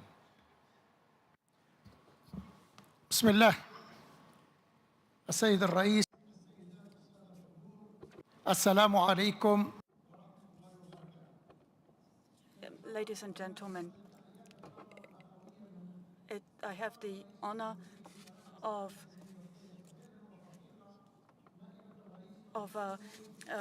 passing on the greetings of our President, Daniel Ortega Saavedra, to all countries here, and in particular to the government and the people of Saudi Arabia for their hospitality in hosting this COP16. Nicaragua is raising its voice before the great powers of this world, the powers that are ignoring their historical responsibilities. And we demand greater technological and financial efforts to create fair conditions, allowing the developing countries to address the global environmental challenges. This COP16 is the moment to reiterate that we need a respectful dialogue, a fair dialogue between all, knowing that the developing countries are working for their independence while the developed countries are ignoring their climate responsibilities. And they are those primarily responsible for the situation, in particular the Western countries, the great capitalist economies of the West, which are pursuing a destructive production and consumption model and are causing this climate crisis. The developing countries are working to reinforce action against climate change and desertification, to working for the Sustainable Development Goals and for addressing the multiple economic, environmental, and social crises. Our natural resources are a heritage that we must protect. To do this, our President, Daniel Ortega, and our Vice President, Rosario Murillo, have engaged in policies that work to bring together economic development and protecting the environment. We call on the countries of the global north, which have shown a lack of commitment, to support the international efforts against desertification. Our Vice President is saying that what we are calling climate change and desertification and drought is not this. It is destroyed land. It's the plundering of Mother Earth. And so we need to take a new approach, a civilization-based approach to protect Mother Earth, to protect nature.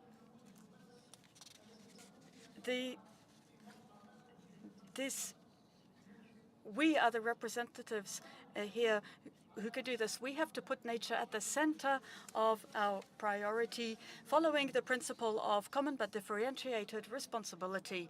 This is crucial if we are to succeed. Mr. President, we are facing pollution. We are facing biodiversity loss. And to conclude, ladies and gentlemen, we express our full and complete support to the Palestinian people, to the Palestinian cause, which is always at the heart of all international fora today. And for the sake of our conscience, we insist for justice on the Palestinian cause and for the Palestinian people to have their inalienable right to have their state within their internationally recognized borders. Thank you.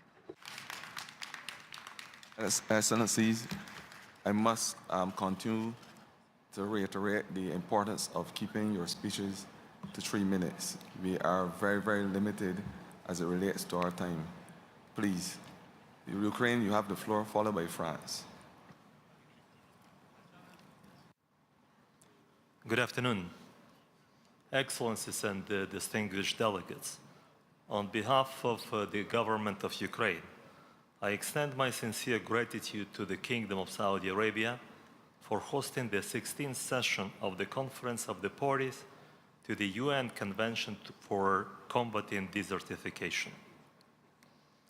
As a party to the convention, Ukraine fully supports global efforts aimed at improving land productivity, restoring ecosystems, and promoting sustainable land and water resource management in line with the international law. In this context, I must highlight the extraordinary challenges Ukraine faces due to the ongoing, unprovoked, and unjustified aggression of Russia. The war has caused unprecedented destruction to ecosystems, including contamination of land and water resources, and created significant risks of desertification in affected areas. Just one example.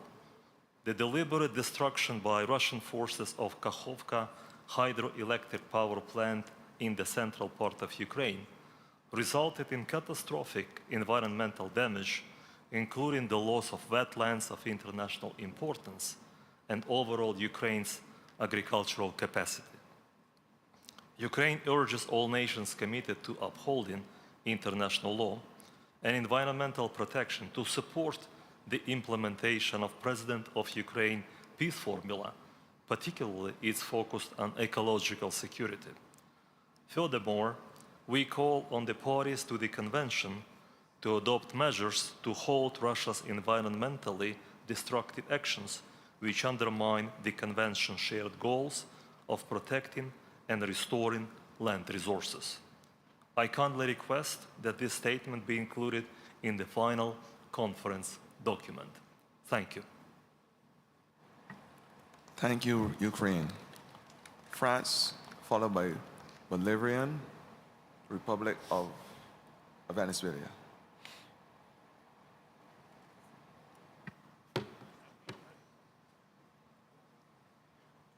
France, you have the... Yes, thank you very much. Monsieur le Président. Mr. Chairperson, ladies and gentlemen, friends, with now more than 25 million climate displacements in the world in 2023, partly linked to drought and to land degradation, it is today urgent to address the root causes of induced displacement, forced displacement. This is one of the crucial issues involved in economic and social development and prosperity. And France, in this respect, believes that community resilience cannot be ensured if we do not take an approach that recognizes the development, security, and peace nexus. These synergies must be at the core of the regional partnerships, the multilateral partnerships, and this must be built around committed action at the local level by the competent authorities. And in this context, France welcomes the engagement of the Secretariat and the states parties to operationalize the Sustainability, Stability and Security Initiative, the 3S initiative, working with the IFAD. France also welcomes the development of the guide on the rural-urban nexus prepared and the partnership prepared by the Secretariat with UN Habitat, and we encourage the dissemination of this work to raise awareness about soil health impacts. It's this kind of interagency cooperation that allows us to take a holistic and effective approach. And in this regard, France, in its interministerial strategy on migration and development through to 2030, has set a goal of acting to address the structural causes of forced migration. And this means that we need to coordinate responses and long-term actions, taking into account the migration dimension in our different policies, our different development policies, everything to do with climate and the environment. And so our development agency, in the context of the crises we face, we are working to respond to the immediate needs of people, of migrants, to avoid saturation of the basic services, and to work to address the root causes of conflicts and natural resource-induced conflict. We are putting in place a rapid response capacity and more structured projects to rebuild trust between the different social groups. And it's in this way that we are working through the different projects in Cameroon, for example, to better integrate these refugees from Central Africa into the local communities, and also funds transfers through the diasporas, and supporting productive investment to allow people to become actors in development in their own regions, in their own homes, to respond to climate change. Also responding to drought, where there are often tremendous economic losses involved. This requires rapid and effective solidarity mechanisms. Diaspora finance could be optimized in this respect to address these crises. And I have no doubt that through these kinds of exchanges, we can share concrete solutions to better understand understand and to better manage forced displacements that are induced by desertification and drought. Thank you. Thank you, France. The Bolivarian Republic of Venezuela, followed by Sudan. Good afternoon, Mr. Chairperson. Good afternoon, all ministers, distinguished delegates. The impact of land degradation and drought, which is inducing migration in our country, has led us to work to achieve our land degradation neutrality goals and to protect our people from the impact of environmental crises and to protect our resources. This and to end the plundering consumption model, which has to work towards a more environmentally aware model. To achieve a social prosperity, we need to respect nature, and to do this, we have put in place a presidential committee to manage natural resources and water resources. We are also ensuring local active community participation and reforestation efforts and implementing common projects for sustainable use, for biodiversity in our river basins, for integrated management of the different inputs and resources to ensure sustainable development, comprehensive management to protect the Amazon areas too, indigenous local knowledge, ancestral knowledge, tenure rights, rural and urban issues, gender dimension. All of this is integrated in our efforts to protect our resources and to act against drought, and also the impact of the El Niño phenomenon. We have regulations in place to protect property, to prevent property concentration, to ensure a more fair distribution of property, and to protect our farmers. We are also promoting women's land tenure, increasing the number of women who have land tenure rights.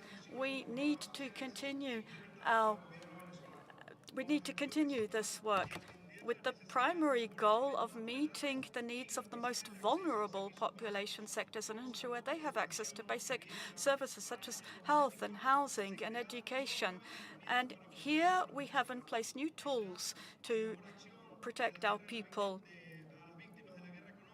We are acting to protect the victims and also those who have been displaced.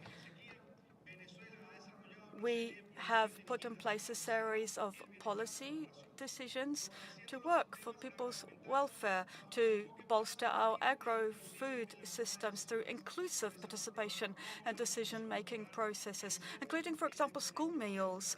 This is part of our education efforts. This will ensure that our people have access to school meals, and this has been a successful experience in our country for more than 20 years now. To conclude, I would also like to make a particular call here at this platform, calling on the developed countries which have benefited from the use of resources to fulfill their commitments and to ensure access to financing for the developing countries so that we can address the challenges of desertification, land degradation and drought for food production and to protect life on our planet. Thank you, Mr. Chairperson, and I am sorry for having gone over time.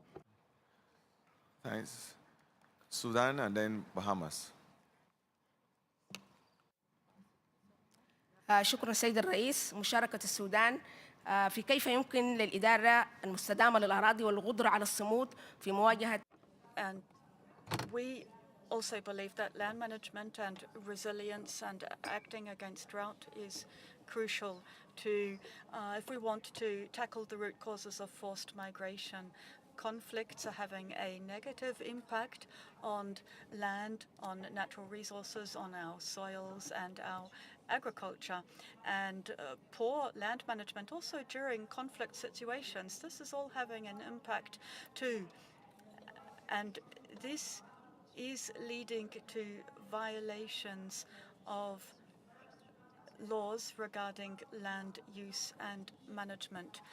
We all know that it is difficult to protect natural resources in a conflict situation.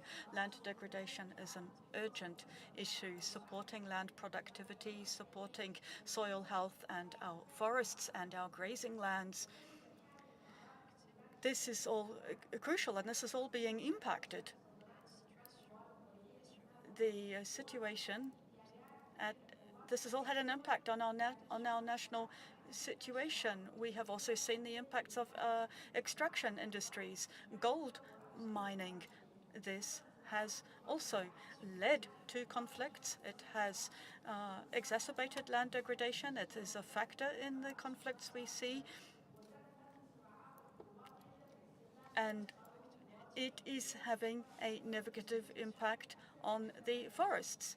And there is also illegal exploitation of resources. We have 10 million people who have been displaced. Now, if we want to address land degradation, we need to realize that this kind of degradation is a national security threat. When we have a conflict situation, we see decreasing vegetation cover. We've also got the use of landmines, chemical substances. This is adding to the crisis. Even when a conflict ends, there are still problems to be addressed. The plant cover, the situation of the animals, the livestock. And so there must be support for countries like ours, support for Sudan in its reconstruction efforts. Land degradation is endangering livelihoods. When refugees seek ways to support their needs, and they end up having recourse to unsustainable agricultural practices. And so if we don't take immediate action to remedy this situation, we are going to reach a point of no return unless we find a way to meet the needs of our people. And to do this, we need to have participation.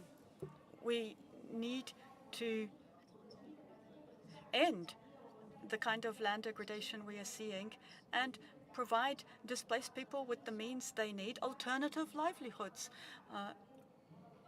The affected countries must also receive the needed assistance to be able to sustainably manage the environment and address the needs of all of their people. Thank you.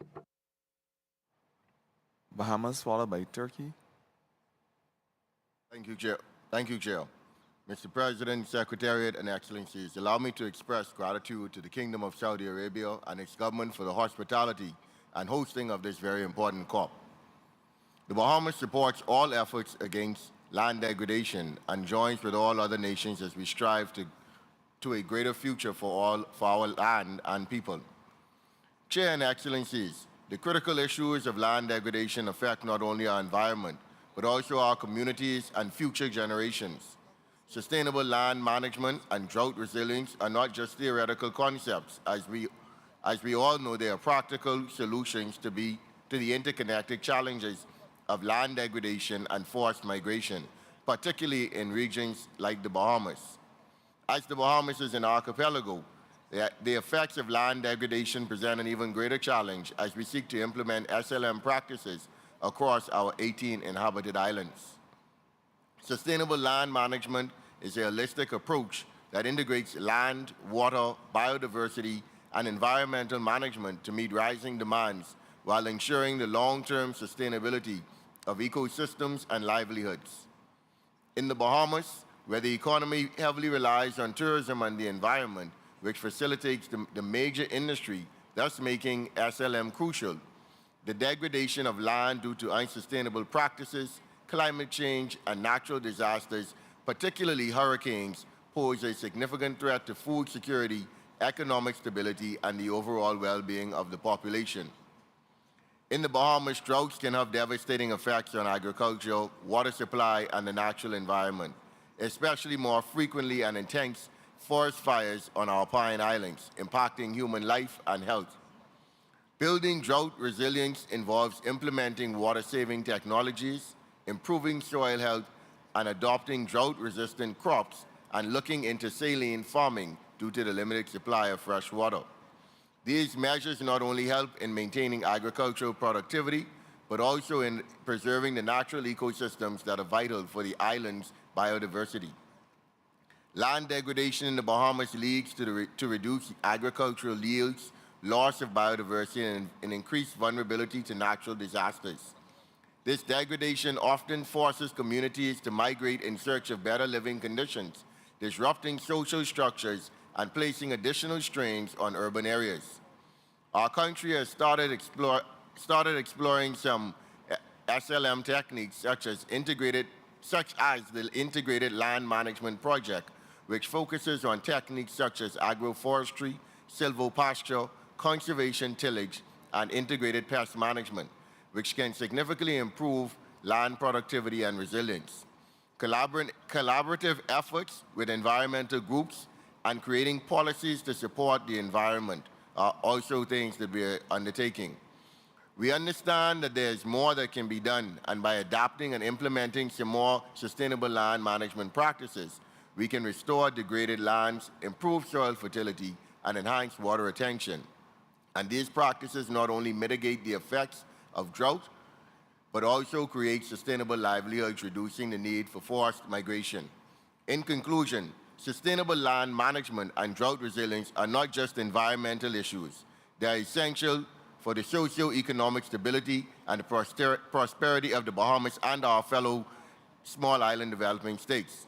By adopting these practices, we can combat land degradation, enhance food security, and reduce forced migration.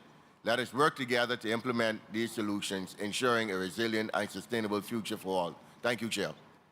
All right, thank you, Bahamas. Turkey next, and then Niger.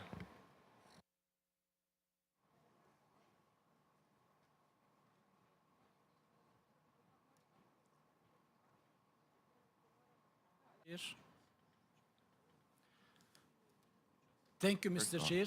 Dear President, dear delegates, the main agenda item of our meeting is one of the most tragic issues in human history: migration. Wars, conflicts, pandemics, and disasters, among many other factors, lead to migration movements. In addition to this, land degradation and drought are also putting pressure on natural resources and causing severe damage. This situation displaces people from their living areas and forces them to migrate. People settle in areas they perceive as safe in order to access better living conditions. This brings about a number of serious issues, such as the disruption of stability and security concerns, both for the countries receiving migrants and for the migrants themselves. To overcome this challenge, it's crucial to implement sustainable land management and drought resilience principles that improve ecosystems, enhance people's well-being, and contribute to regional stability, peace, and security.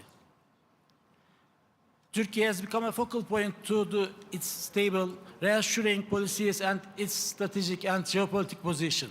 Additionally, Turkey has gained the significant experience as a country that successfully managed both internal and external migration movements. To these characteristics, Turkey fulfills its historical responsibilities in establishing regional and global peace and justice in the international community. Turkey consistently offers these contributions through international collaborations. In this context, with the Ankara initiative we supported local development.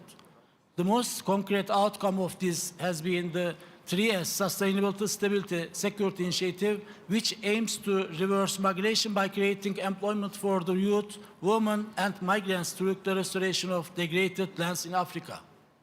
Turkey has also implemented many exemplary initiatives in local development at the national level. The establishment of development agencies to reduce regional development disparities, the preparation and implementation of regional development plans that cover all sectors, and the strengthening of the economic incentive and support system with the encouraging financial mechanisms are among our successful practice in this regard. Of course, we support these efforts with sustainable land management practice and rural development projects that promote local economic and social development, aimed at minimizing the effects of drought, land degradation, and climate change. One of these initiatives is related with village project, which we are implementing as the Minister of Environment, Urbanization, and Climate Change. Through this project, we have largely completed the infrastructure works in our villages. With this support, we are creating the necessary conditions for the sustainability of our rural development projects. Thank you, Mr. Chair. Thank you, Niger, followed by St. Lucia.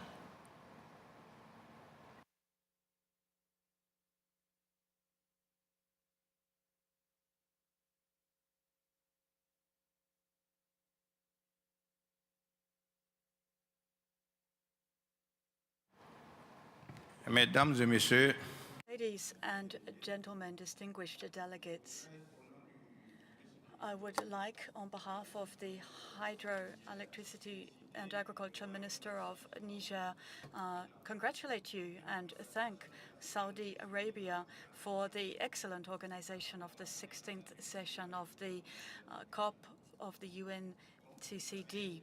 As you know, Niger is facing very diverse and complex changing needs. It's facing environmental upheavals that are exacerbated by climate change and land degradation. We have 87% of our population that's dependent on agriculture and livestock raising for their livelihoods.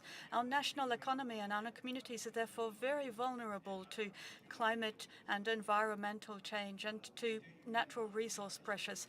Human mobility is linked to it's a historic phenomenon linked to changes in Western Africa, and it's also being mainstreamed into our adaptation strategy. For example, in October, we recorded 34,628 migrants in outgoing, 45% were outgoing and 33% were incoming and 22% internal. And this shows the links between climate change, security threats, and population increase.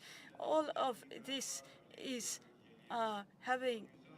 all of this is leading to people, it's reshaping habitats and livelihoods and access to resources. So today, we don't just have one adaptation strategy faced to the climate and environmental and socioeconomic risks that we face today. People are moving towards the coastal zones and mining zones.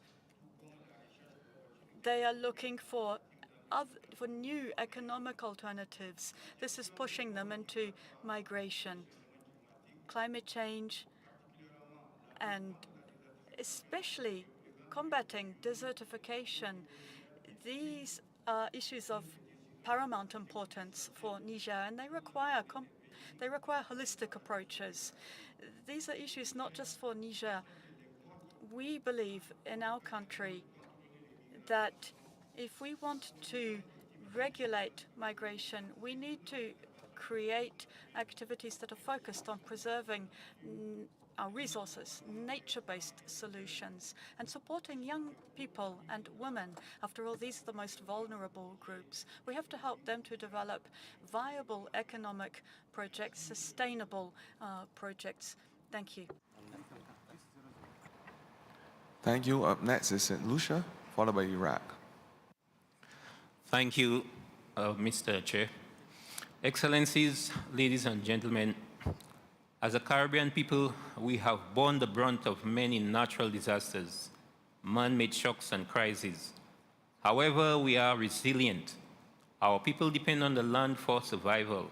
We have long had an intimate relationship with our land. It is the source of our integrity, our strength, and our longevity. The issue of drought is becoming a more impactful phenomenon on small island developing states. And although surrounded by water, the amount of fresh water available for agriculture and domestic use is rapidly diminishing. The Caribbean islands are some of the most drought-prone and water-stressed areas. The current drought situation exacerbates existing vulnerabilities within the agriculture sector. Farmers are struggling with insufficient water resources to irrigate their crops, leading to decreased productivity.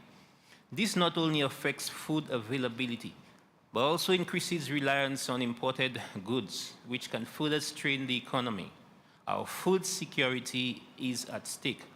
When droughts hit our communities, people are forced to find alternative livelihoods. In the Caribbean, our peoples enjoy the free movement among the islands. However, this brings with it its own multitude of challenges to the receiving countries, with strains on the medical sector, housing sector, and infrastructure sector, and other sectors as well. With small-scale economies and fragile environments, the movement of people due to stresses like drought and other natural disasters can be disastrous. Our islands can only support so much. I urge the global community to work together in recognizing the challenges that small island developing states are faced with and for making the requisite resources available to overcoming this increasing prevalence, impact, and deleterious effects of drought on its people. Addressing the challenges of drought and land degradation requires a multifaceted approach involving innovative practices, community involvement, supportive policies, and international cooperation. By prioritizing those strategies today, we can ensure a more resilient future for the Caribbean and the wider seas community in general, one where our natural resources will be preserved for generations to come. Ladies and gentlemen, I thank you. Thank you, St. Lucia. We will now have Iraq, followed by Guatemala. شكرا سيادة الرئيس. Thank you, Mr. Chair.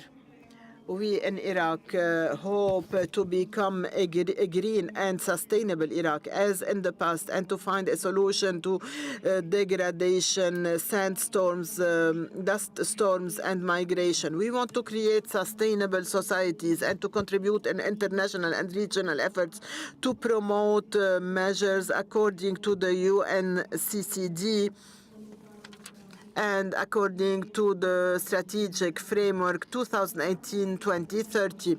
We want to harmonize our national policies with the needs of the local population and to improve our ecosystem so that we can be resilient to major environmental challenges. We have adopted major initiatives, including acting on many axes in order to develop our regional and international management of water resources, and to have also cross-boundary areas that are managed in a sustainable manner. We want to improve the productivity of our land, and we are working on adaptation with climate change. We have declared the creation of new natural resource reserves and adopted modern agricultural measures. We want to have a healthy soil. We want to support biodiversity, and we want also to support all our population, as it has been the case for our past years and throughout our history. Thank you. Thank you, Iraq, Guatemala, followed by the Russian Federation.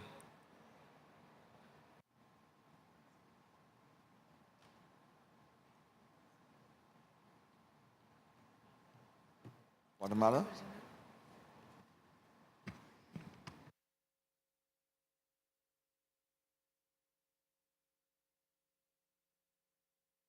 The mic is on now.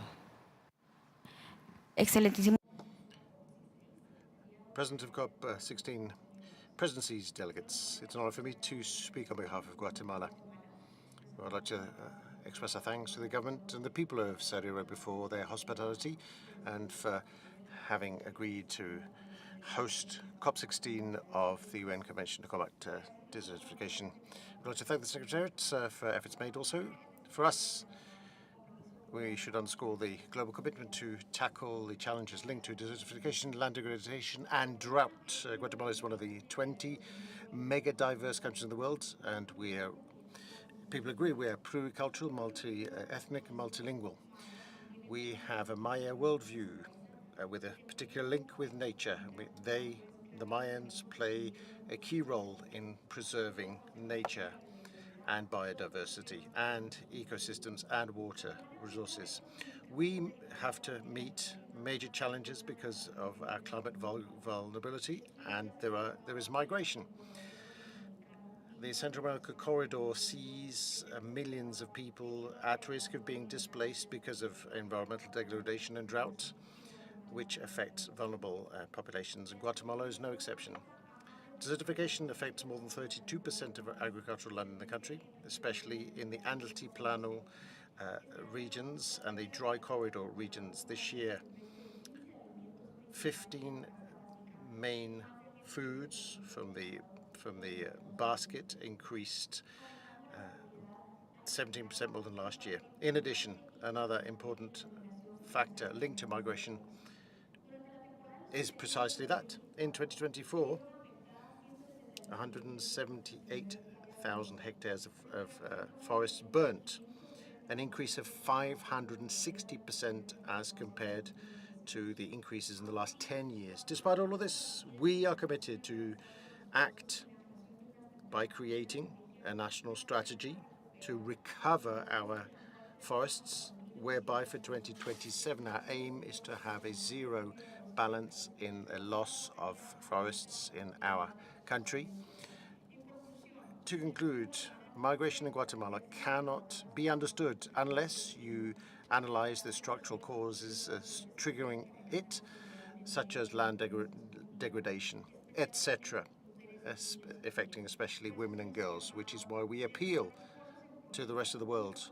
We must scale up efforts in public policies to promote sustainable management of land.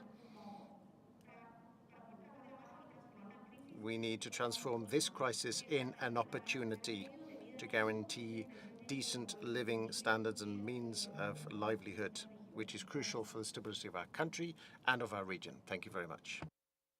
Thank you, Guatemala. Russian Federation. Mr. Chairperson, colleagues, the Russian Federation has taken the floor to exercise its right of response following the statement made by Ukraine. We reject firmly the accusations against our country, which are not connected to the subject that we are dealing with today, namely the Convention on Combating Desertification. This convention has shown itself to be an authoritative, depoliticized platform for a constructive exchange of views on the most serious issues regarding desertification and land degradation.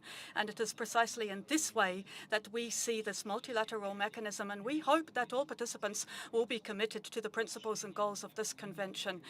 And I would like to note separately that Russia's actions are we were compelled to do this to respond to the terror that Kiev was pursuing against its citizens since 2014, more than 8 years. Russia is legitimately acting to protect its citizens, exercising its right of self-defense in line with Article 51 of the UN Charter, as was enshrined by the security. And regarding the Kakhovka Dam, let me note that Kiev did not even hide its sabotage and terrorist activity. As was noted by the Ukrainian General Kovalchuk in an interview with the Washington Post in 2022 in December, the Ukrainian forces deliberately struck the dam using a HIMARS missile. They hit one of the locks of the dam to make a hole to see how high the water level in the Dnieper River would come, and this says everything. And so we would call on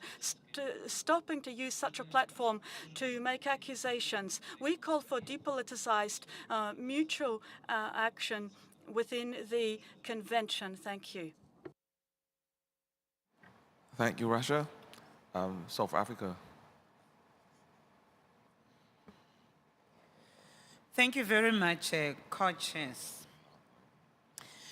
We are well aware that the UNCCD reporting data dashboard of 2022 highlighted that about 1.2 billion people globally that are exposed to land degradation, while approximately 1.84 billion people are exposed to drought.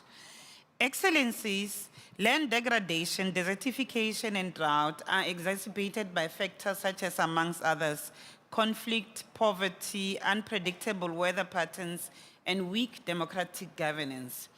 These factors somehow contribute to migration, which ultimately affects vulnerable communities. South Africa, like any other country, faces increasing threats to food production due to the impacts of climate change linked to meteorological hazards such as floods and droughts, and loss of productive land due to land degradation processes such as soil erosion, desertification, and drought. In this regard, there is also internal migration of people in search for better economic opportunities, and as land becomes unproductive to sustain livelihoods. In 2023, the Cabinet of South Africa adopted a national assessment report on the linkages between migration and land degradation. The report attests to the fact that there is internal and external migration in the country due to DLDD, climate change, and other environmental factors. This assessment further recommended that addressing the challenge of migration linked to land degradation requires scaling up of efforts for mobilization of resources for land restoration, strengthening synergies among the Rio Conventions and other multilateral environmental agreements, accelerating awareness raising on land degradation and drought, improving capacity of traditional leaders, implementation of land restoration, rehabilitation, climate mitigation and adaptation projects and programs. Distinguished delegates, it is important to note that land is a fundamental asset for most of the vulnerable population in developing countries. It is our view and our wish that this COP should reach a consensus to accelerate the mobilization of substantial resources for the implementation of large-scale restoration and drought-resilient projects and programs that will restore degraded landscape and promote sustainable land management. We therefore should aim to foster an environment where effective policies, best practices, and lesson learned will be shared among partners and stakeholders in order to address these challenges that face us. Distinguished delegates, as part of South Africa's G20 presidency in 2025, His Excellency President Ramaphosa announced today that one of the key priorities is strengthening disaster resilience in order to escalate discussions on climate-induced disasters and advocating for enhanced global support for post-disaster construction, particularly for vulnerable nations. This will, amongst others, contribute to elevating issues of forced migration, security, and prosperity, especially on the global stage. In conclusion, we look forward to contributing meaningfully in discussions throughout this COP. I thank you. Thank you. We now have finally the representative of civil society.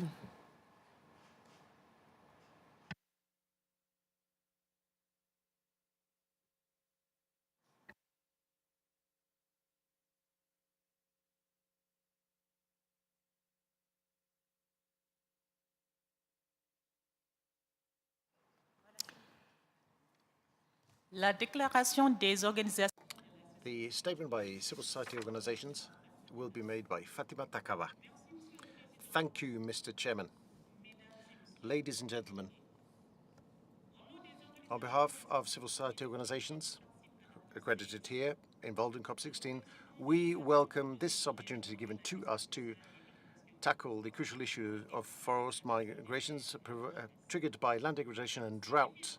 These challenges affect disproportionately the vulnerable, thus destabilizing ecosystems, the economies and communities. We call upon all stakeholders and states parties to commit themselves on these various points. Following points. Number one, increase national plans to combat drought and to promote sustainable use of land, and integrated management strategies which are inclusive and based on proven data. The policies you adopt should give priority to agroecological approaches to sustainable agriculture systems, safeguarding water sources, and embodying indigenous and local knowledge, including modern ways of managing drought. That was number one. Number two, set up governance frameworks that address the needs of the vulnerable in all affected areas. In particular, women, the young, indigenous peoples, and local communities, by ensuring that involving all of these in decision-making processes. Number three, ensure that the financial resources that are appropriate and accessible and go directly to local leaders to strengthen their resilience. We enjoin you to encourage, to attract investment in drought resilience rather than financing hosting of migrants. Number four, looking at the transboundary impacts of droughts through coordinated strategies regionally, nationally, and locally with local authorities. These strategies must take into account the gender issues, the youth issues, integrate management of land and ecosystems and water, whilst also guaranteeing data-based planning to tackle security risks. Number five, share national regional actions that are successful, such as reforestation and water management that are community-led, in order to give priority to evolutionary solutions. Finally, respect your commitments in the context of the UNCCD and to strengthen cooperation with the Rio Conventions, the three, CBD, UNFCCC, and UNCCD, to strengthen resilience and mitigate migration. To conclude, migration triggered by drought and land degradation is a matter pertaining to human rights which calls for urgent, innovative, and inclusive action. We enjoin parties to give priority to equality, equity, inclusiveness, security, and sustainability as main fundamental principles of their commitments. Together, we can transform to create a fairer and more prosperous future for all. Thank you. I want to thank you all for participating in this session, and I would like to now hand over the floor to the President. Mr. President.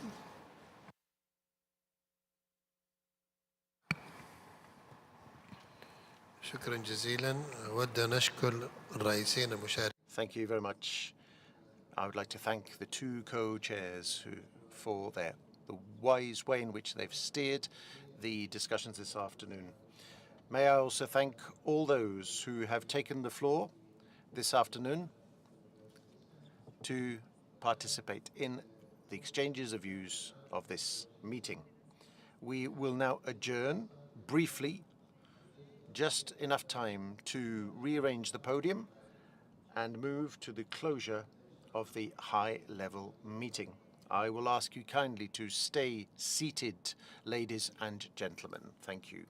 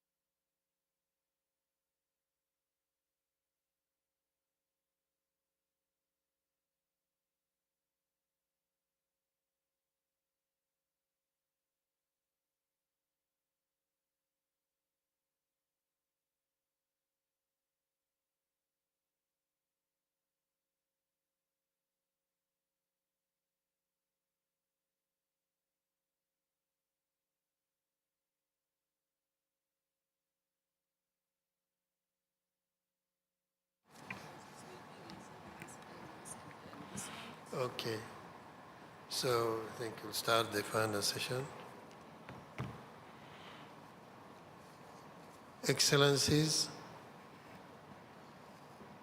أصحاب السعادة، المندوبون الموقرون، سنعقد الآن الجلسة الختامية للجزء الرفيع المستوى ونستمع إلى ملخصات من الرؤساء المشاركين. Excellencies, distinguished delegates, we will now hold the closing of the high-level segment and hear summaries from the co-chairs of the 3 ministerial dialogues that were held over the past 2 days. I would like to extend my warm congratulations to the co-chairs for their outstanding leadership and to all participants for their important contributions. The first ministerial dialogue was entitled From Geneva to Riyadh and Beyond, Enhancing Global and National Policy Instruments for Proactive Drought Management. I now give the floor to His Excellency, Dr. Jerry Fowler, His Excellency Carrie Fowler, the Special Envoy for Global Food Security of the USA.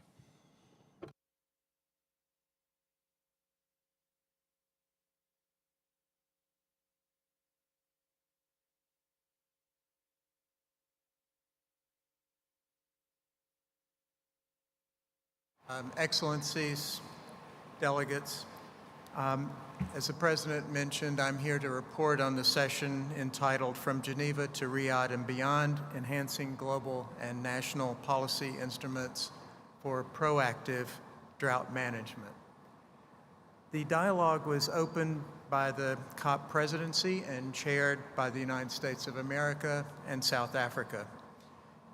Keynote remarks were given by principals and high-level representatives of the UNCCD, UNDP, the World Bank, the Islamic Development Bank, and the OPEC Fund for International Development.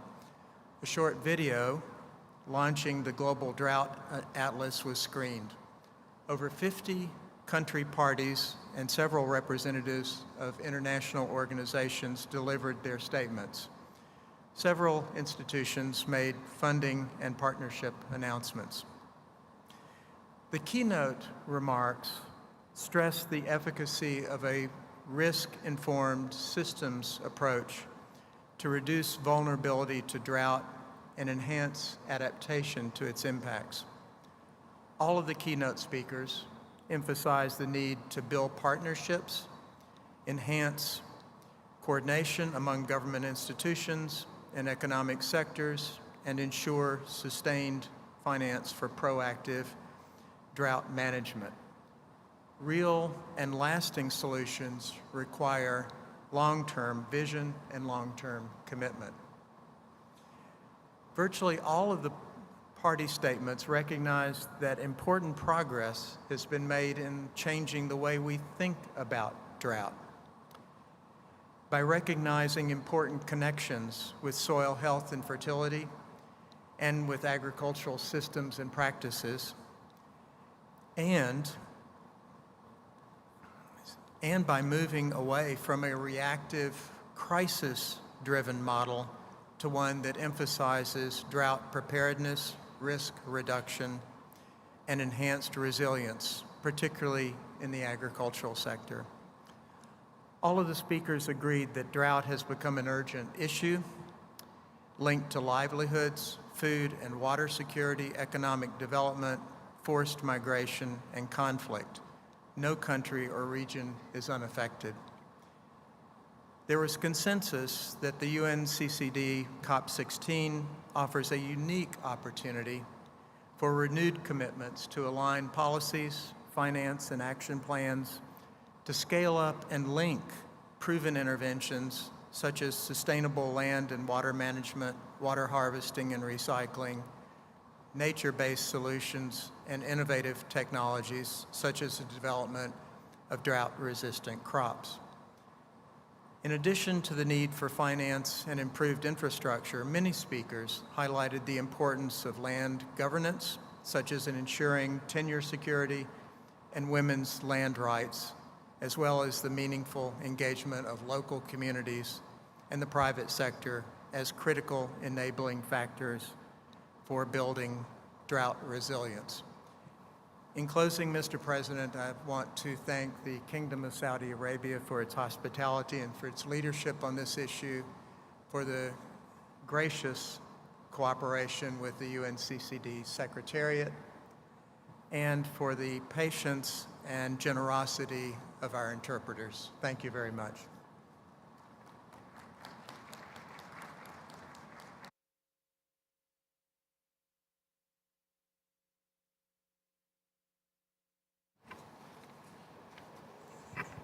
شكرا للدكتور Gary Fowler. I thank the Special Envoy for Global Food Security of the USA, His Excellency Gary Fowler. We're now moving on to the second ministerial dialogue, entitled Unlocking Public and Private Finance for Land Restoration and Drought Resistance.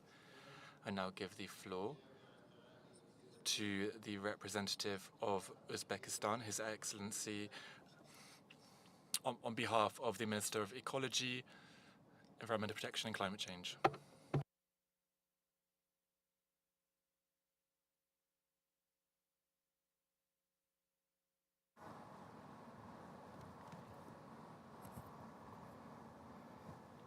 Thank you, President.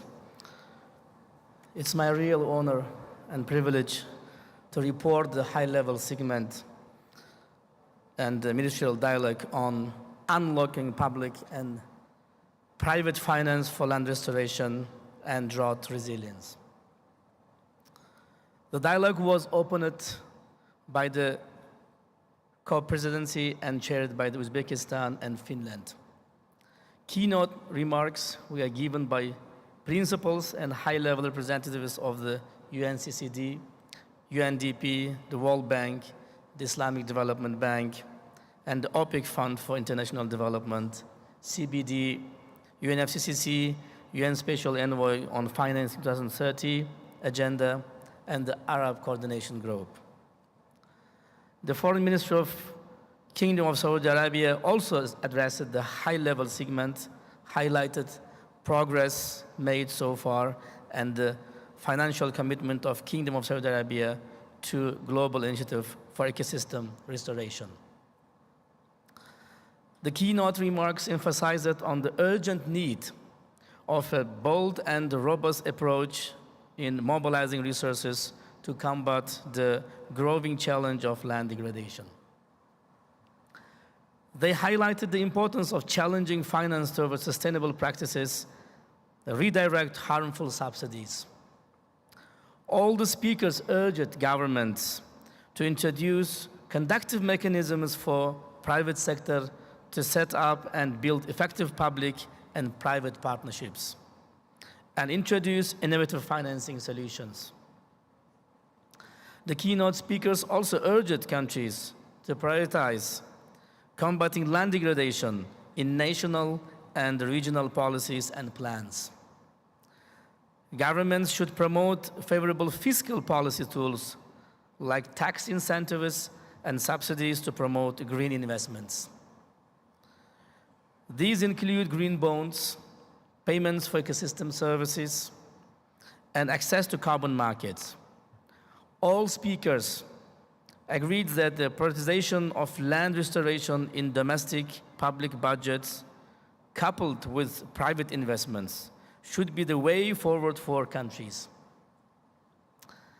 At the same time, they acknowledged that private sector needs support from financing and technical institutions for developing these green investments.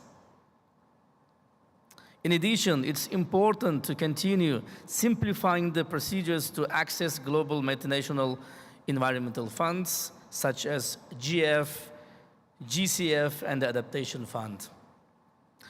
All country parties mentioned it and appreciated the efforts made so far to conserve land and ecosystems, but emphasized the need for a paradigm shift in view of a growing challenge of land degradation. Business as usual approach will not help to address these existence challenges. Therefore, everyone must work together in solidarity as land and ecosystems transcend borders, and restoration efforts will only be effective with strong partnerships among all relevant stakeholders.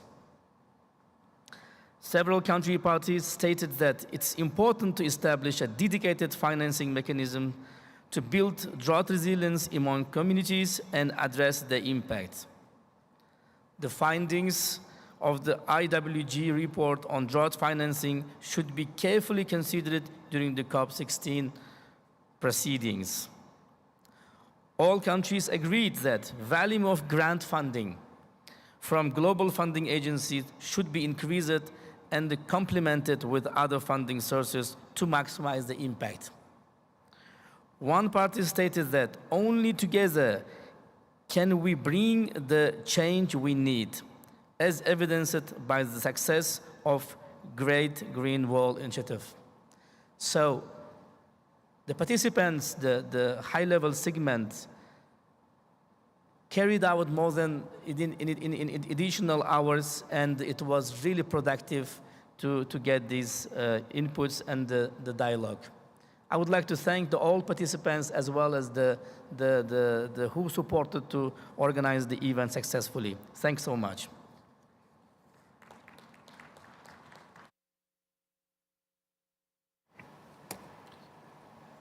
نشكر ممثل دولة أوزبكستان.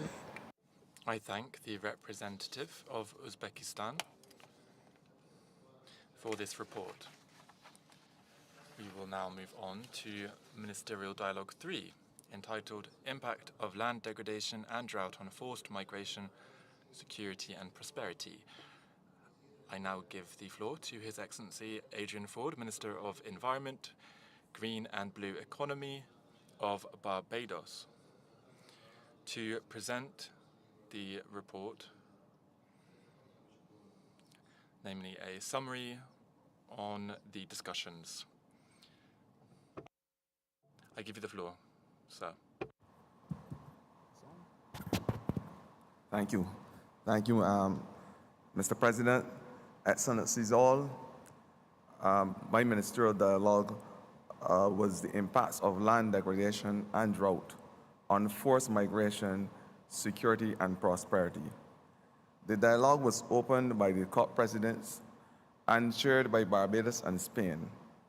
Keynote remarks were given by the UNCCD's Executive Secretary, the Goodwill Ambassador, former President of Costa Rica, and the Deputy Director General of the International Organization on Migration. The keynote remarks stressed that the challenges posed by desertification, land degradation, and drought exacerbate competition over resources, which tend to compromise national security, erode social cohesion, and increase political fragility and conflict, all of which can accelerate forced migration and displacement. Over 30 country parties participated in this event, and several representatives of international organizations delivered their statements. All agreed that land degradation and drought are among the root causes of forced migration, while recognizing that regular migration and remittances can be a significant opportunity for poverty alleviation and enhanced community resilience. All of the countries and the country party statements recognize that sustainable land management and restoration and drought resilience are essential building blocks to ensure global stability, our security, sustainability, and of course, prosperity. Offering transformative avenues for sustainable development, conflict prevention, and inclusive peace building, as well as addressing forced migration and displacement, were all integral to the conversation. All of the speakers agreed that these systemic challenges require collaboration at regional and global levels to mitigate forced migration that leads to insecurity, conflict, and greater terrorist activity. Countries must now leverage land degradation, neutrality, and other ecosystem restoration solutions. We must now foster a just transition for a more resilient and equitable economic model. And this just transition must involve, of course, the most vulnerable, those who are recognized as the indigenous groups, the women, the children, those in the twilight of their years, the elderly, and those in the disabled community. There was a consensus that these complex phenomena require coordinated solutions, such as the Trieste Initiative in West Africa. This includes a focus on the development of a peace nexus, which needs committed action at the local level. Some stress that COP16 is the moment for a respectful dialogue and reaffirm our commitment to reduce climate-induced drivers of migration, particularly those contributing the most to global emissions. In addition to reducing urban and rural inequalities, many speakers highlighted the importance of land governance, such as ensuring tenant security and women's land rights, as well as meaningfully engaging in the local communities, the private sector, of course, which is critical to enabling our factors for reducing rural outmigration and managing unplanned urban expansion. Excellencies all, the world as we know it, with land degradation, desertification, and forced migration, will continue to be threatened unless we in this same very room, we the policymakers, we the advocates, rather than sit and say something, it is time for us to stand and do something. The call must be a call for action, and that call for action is a call that must resonate in every single sphere of our communities. We must now work collectively, collaboratively, to ensure that we are the champions for the next generation and the generation to come. Thank you, ladies and gentlemen.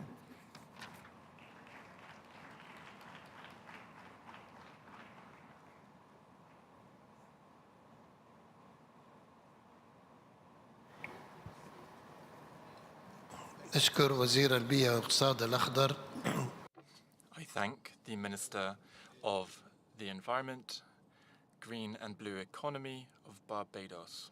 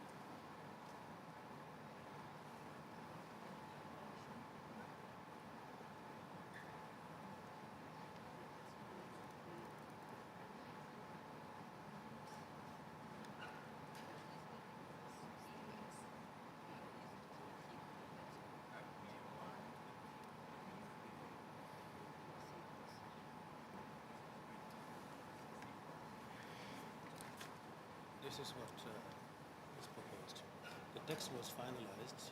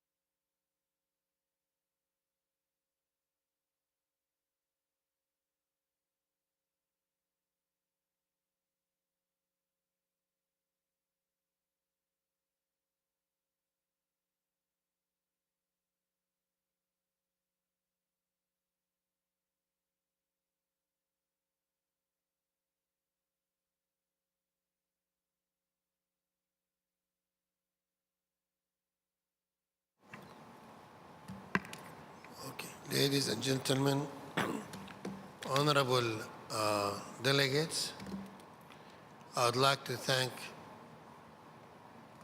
all the delegates who provide us the feedback on the draft declaration, and through the last iterations of the review of the draft declaration.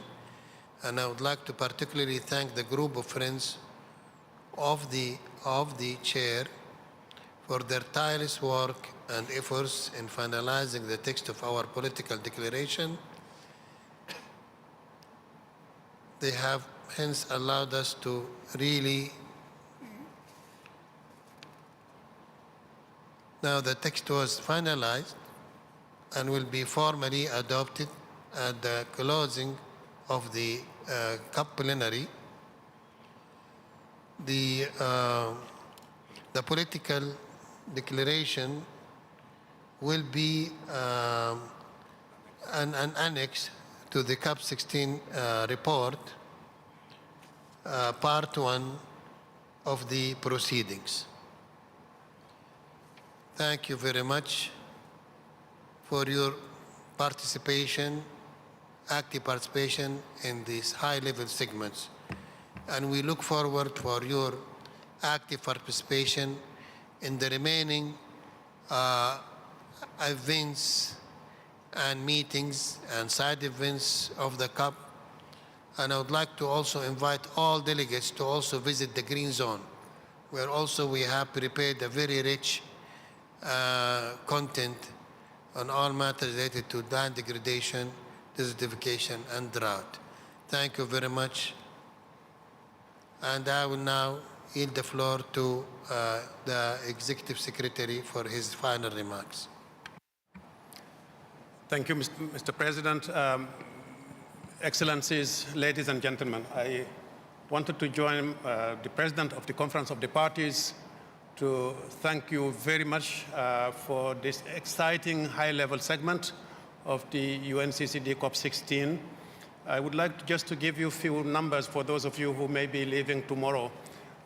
In terms of registrations, we have reached 20,500 delegates in the blue zone and 24,600 delegates in the green zone. We have, at this meeting, we had 141 ministers coming from all continents. In terms of events, we have never had as many events in a COP of the UNCCD. Between the blue zone and the green zone, we will have 490, close to 500 events, vibrant events organized by, 490 is the press registration, so you have 490 press coverage, press registered. In terms of side events, we have a total of 580 between the blue zone and the green zone. As you recall, the host country launched the Riyadh Global Drought Resilience Partnership yesterday with an initial investment of 150 million from the Kingdom of Saudi Arabia. Later in the afternoon, we had announcements from OPEC Fund, who put $1 billion to the Riyadh Drought Resilience Partnership, and the Islamic Development Bank, I quote, said a minimum of $1 billion for projects to be implemented by on the Riyadh Drought Resilience Partnership by 2030. This morning, the Arab Coordination Group met and made an announcement at a plenary session at the finance dialogue of $10 billion that they would like to invest in the next few years on drought, land degradation and drought, desertification, land degradation and drought. So in total, we are having large amounts of money that are being pledged. And again, this is one of the results of the work that has been carried out by the host country, by you as ministers and members of the high-level segment. And I would like to thank you very much for that. As Secretariat, we will continue to work with the host country, with all delegates, in order to fine-tune the governance of the partnership. As you know, it was launched yesterday. So in the next few weeks, in the next few months, we will work as Secretariat with the host country and with all those who will be associated with it to set up the governance of the partnership and make sure that the resources are made available to parties that are in need as soon as possible and in a smooth way, in as smooth a way as possible. So again, as Executive Secretary, I'm very proud of what you have achieved so far, and very happy that on the first 2 days of this conference of the parties, we have achieved a lot, but there's a lot still to be done. So for those of you whom I have not been able to meet personally as ministers, I will be happy to still have some discussions. And for those of you who are flying back, I wish you bon voyage. أشكر الرئيس التنفيذي وأشكر الرؤساء المشاركون. I would like to extend my thanks to the Executive Secretary of UNCCD. I would like to thank all the participants, and I hereby conclude the high-level segment. The meeting stands adjourned.